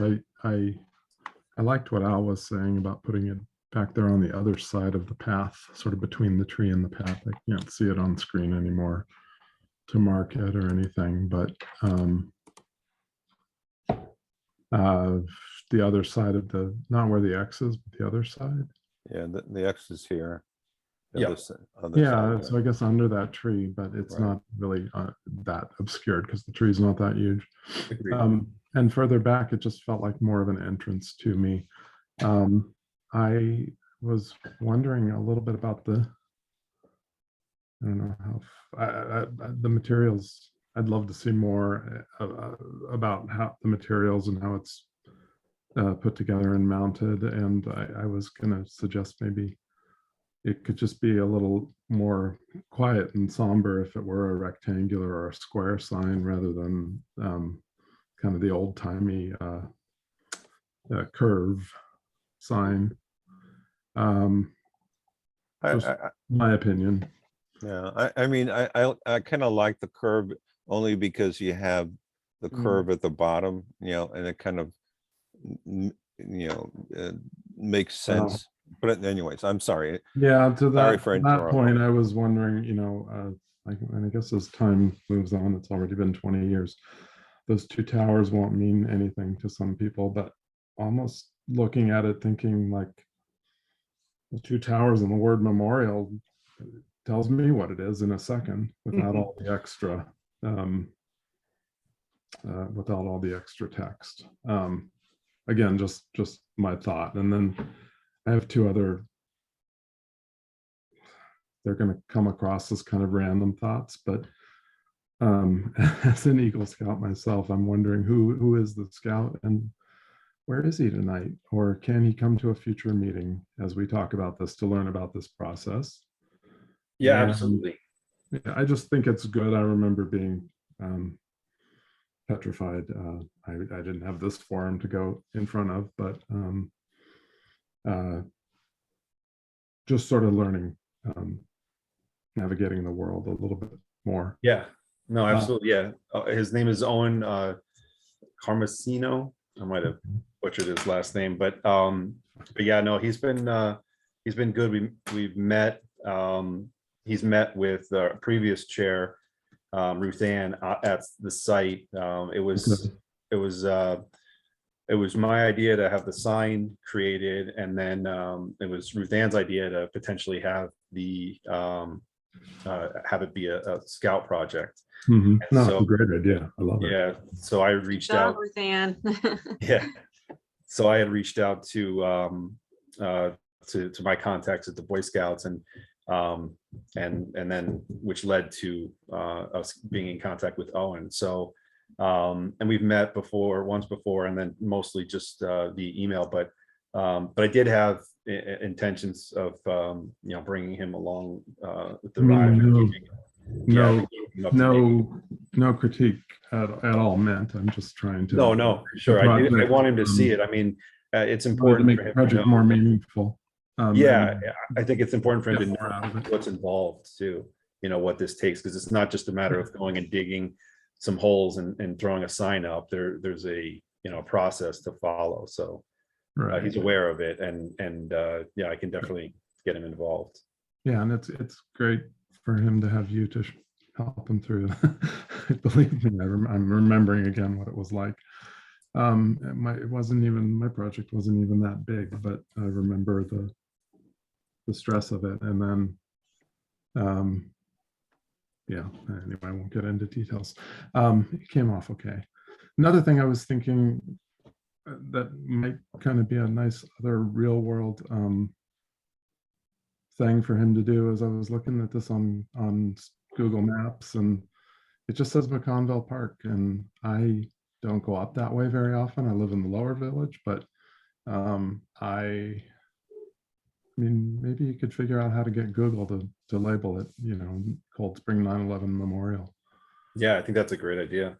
Because I think a lot of people actually do, sadly, especially these days when we're home more, learn about their environment through things like Google Maps. So That actually raises a good point too, Lloyd. Oh, sorry. something I would like to know how to do. I don't even know how to do that. So that's why I'm suggesting it, because he has more time than me on this earth, and he'll probably use it more than me. So But it also raises a good point as far as the sign. We're not, we don't discuss the content of the signs itself, but we approve what it is. However, I would suggest that in the final design, actually arrows be added to it so that people realize that this is a sign that's directing you to the memorial, and not that this entire park is the 9/11 Memorial Garden, so as you're finalizing the design of it itself, if there's a way that you can kind of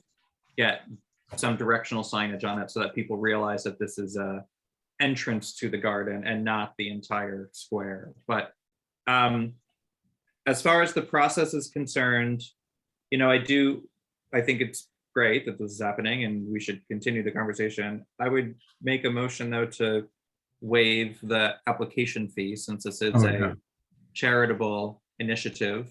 Well, and it's property. it's a village initiative. You're taking money out of one pocket and putting it in another. So Exactly. And I certainly don't want to be taking it out of the pocket of an Eagle Scout. So that's right. I would I would make a motion to waive the application fee. All in favor, say aye. Aye. Aye. Okay, application fee is waived. And I guess just to kind of wrap it up and push you in the right direction, Jeff, I think that for us, the application is very straightforward. You'll see it. And whether you are the applicant or Owen is the applicant, it's really just a question of, how is it going to be constructed? Where is it going to be constructed, and how is it going to look? So as much time as you guys need to figure that out, between the two of you, is fine, but then that's, that we'll just kind of need sketches of where it's going to be and the design and the materials to take a vote on it. A quick question concerning, the finances for this. Is there an issue regarding money? I mean, is there something that we can do to help raise funds for this, or? That's actually, so we had a meeting, a Recreation Commission meeting earlier this evening, and John Moranti actually suggested fundraising for this to help with the Eagle Scout. And Lloyd might know better, but I think that actually is part of the project, is to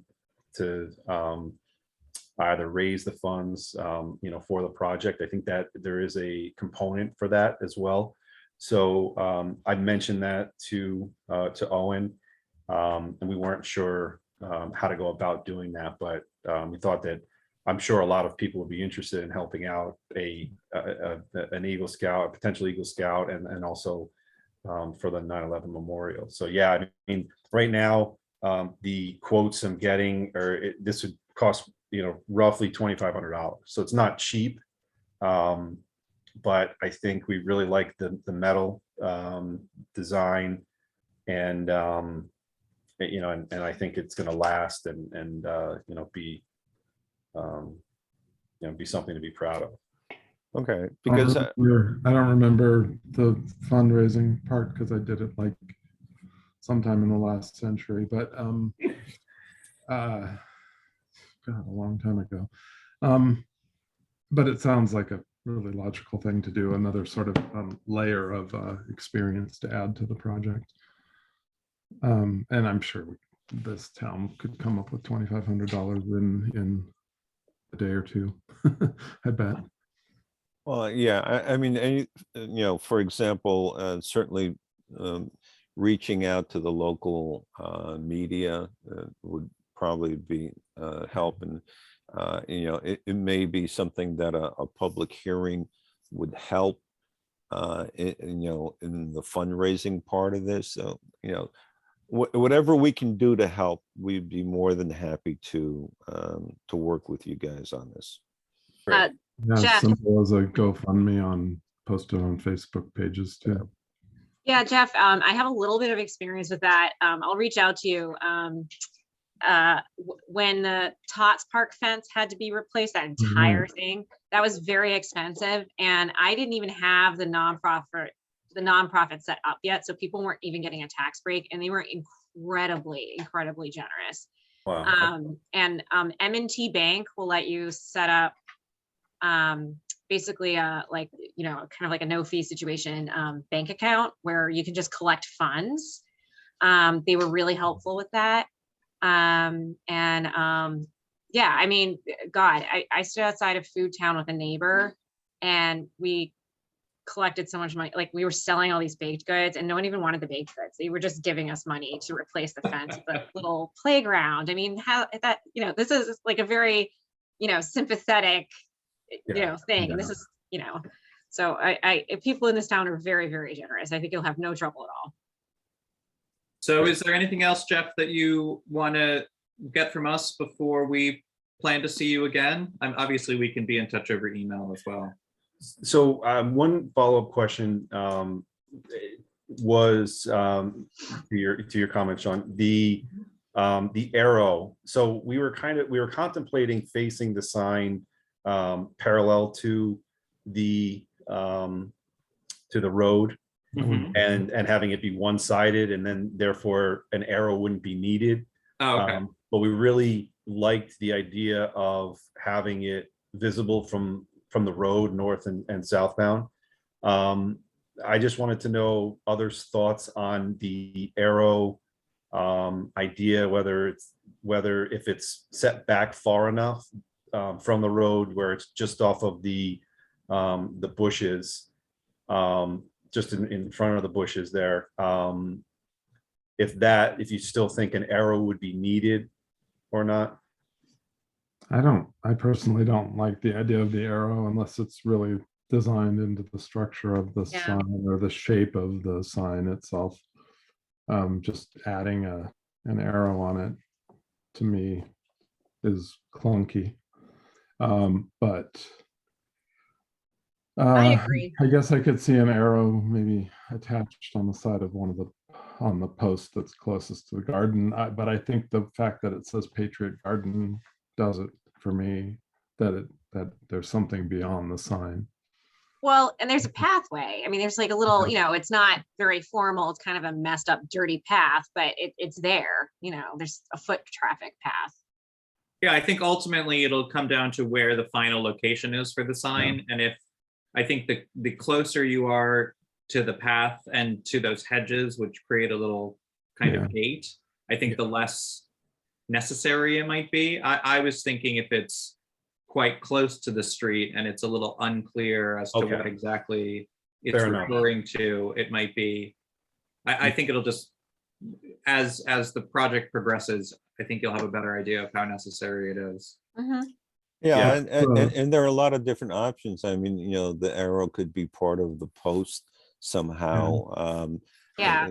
Top of the post.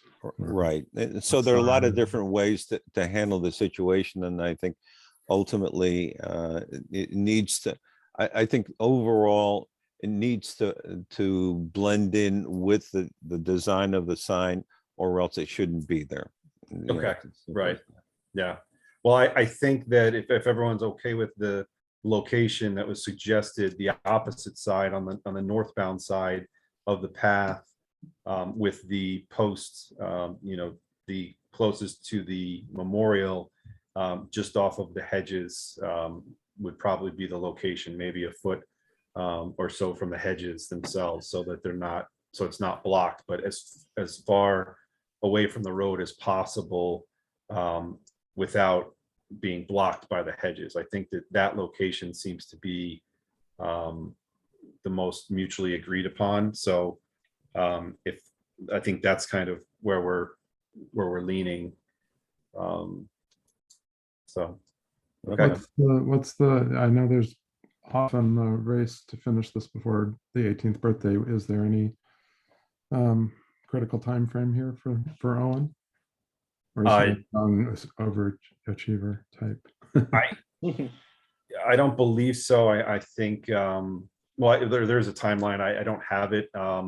So I think that we're pretty much ready to go.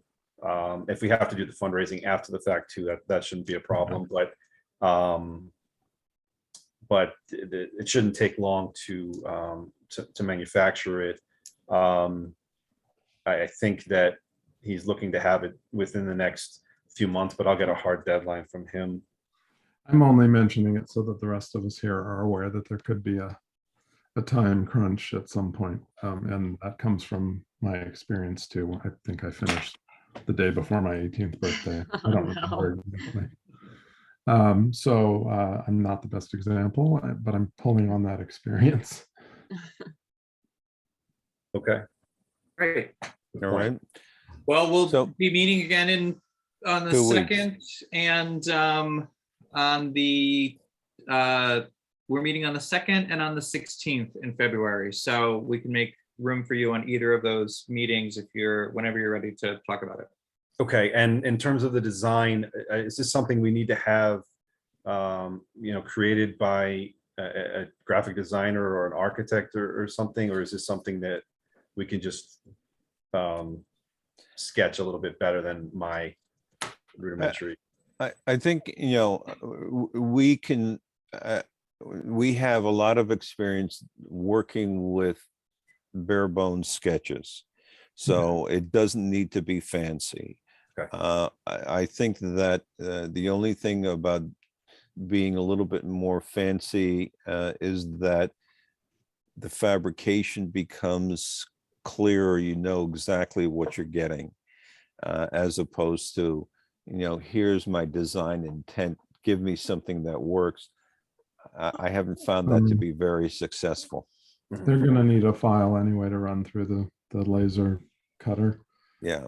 I was going to say I'd be happy to help you if it's okay. Well, the only thing is we'll have to exclude you from voting on the application because you're Okay. involved. Well, I'd rather help. Help in this Well, case. I don't think that this is going to be a controversial application. So. No. No. So if you need some AutoCAD, quick AutoCAD help, I could. Yeah, that'd be great. I mean, I have currently it's I created a JPEG file for this, so I think they said they could work with this, but yeah, it might be better in as a DWG. Yeah. Well, they're going to want to know the size and shape of everything too, and where exactly where the holes go. And yeah, anyway, hit me Thank up. you. Appreciate that. If you can help, hit me up. Thank you. I'm happy to help. Yeah. All right. All right, so Jeff, I will follow up with you on what we need for the application, and you can just let us know whenever you're ready to come back. Okay, thanks so much. I appreciate the time. All right, All right. take care. All right. Thank Good you. night. Good work. Thanks. Okay, so the last thing that we have are the minutes from the 5th, There. which are here on the board. Lloyd was absent.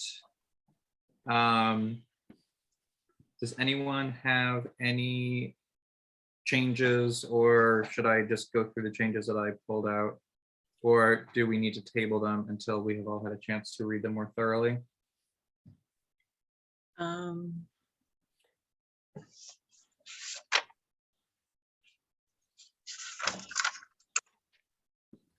can just begin with what I called out.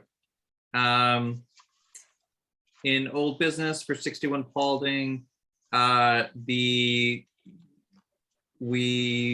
just increased the depth of the residence, which led to an increase in the height. And I just want to specify that it was the change in the height was to maintain the original pitch of the roof. That's why they needed that.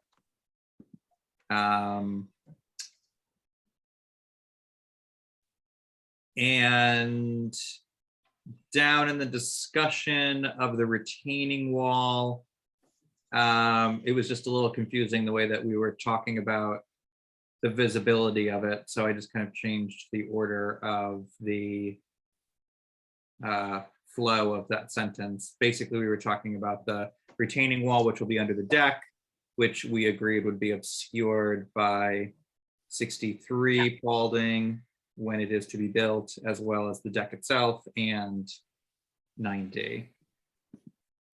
Well, what continuing construction on 9D? What are you talking about there? The construction of the building. Building number 1? Oh, building number 1, but actually that won't block it because that's on the other side of the parking lot. Yeah. Right. It was really more of the depth from 9D, but I will just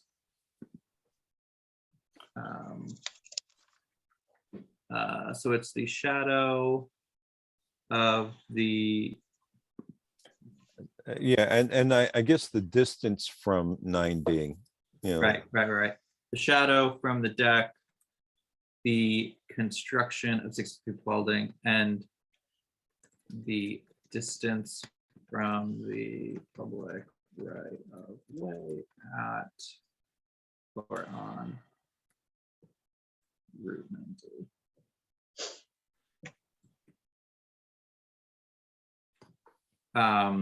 Okay. Also, I do think that I did change it so that I think we need to be clear when we're talking about things being, whether things are visible versus highly visible. I think in this case, you could argue that it still will be visible, but it is just not highly visible, which when we're talking about things, in terms of the right of way, we should be specific as to whether it's totally invisible or not very significant.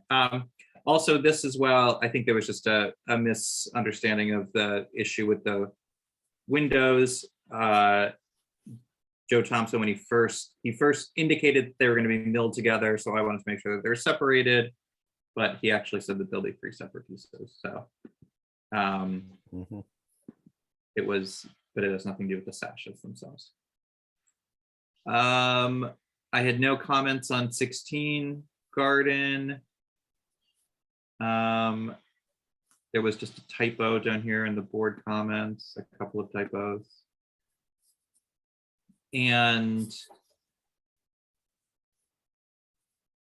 again, this is just the window about this is just the discussion about the windows on 16 Garden, just clarifying that we were removing a portion, the portion of the application pertaining to the rear windows because they were so far from the right of way. However, we insisted that the side window be consistent with the front windows.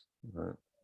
Again, it was just there were too many dependent clauses in that sentence that I was confusing myself. And then in this is in 2 Locust Ridge, Karen added this comment about the addition as a footnote, but I just made it part of the actual text because I think a footnote can be a little confusing when people are.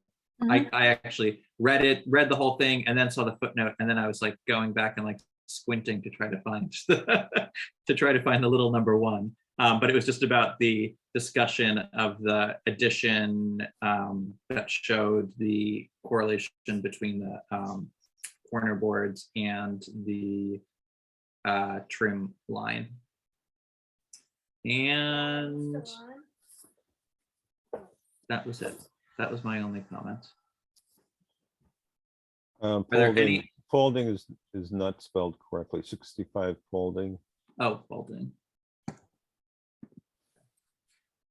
Are there Okay. any other comments about these minutes? No. Do I have a motion to accept the minutes as they have been submitted? I would make a motion to accept the minutes as submitted. But hold on, let me just make sure that Lloyd's name is spelled right. Good luck with that. I still struggle. No, I think it was, instead of saying was absent, it was combined, and it just says yes. Okay. Okay, I will make a motion to accept the minutes as submitted. I'll second. All in favor, say aye. Aye. And opposed, say no. Okay, minutes are approved. So that was 3-0, and Lloyd is abstaining. Yep.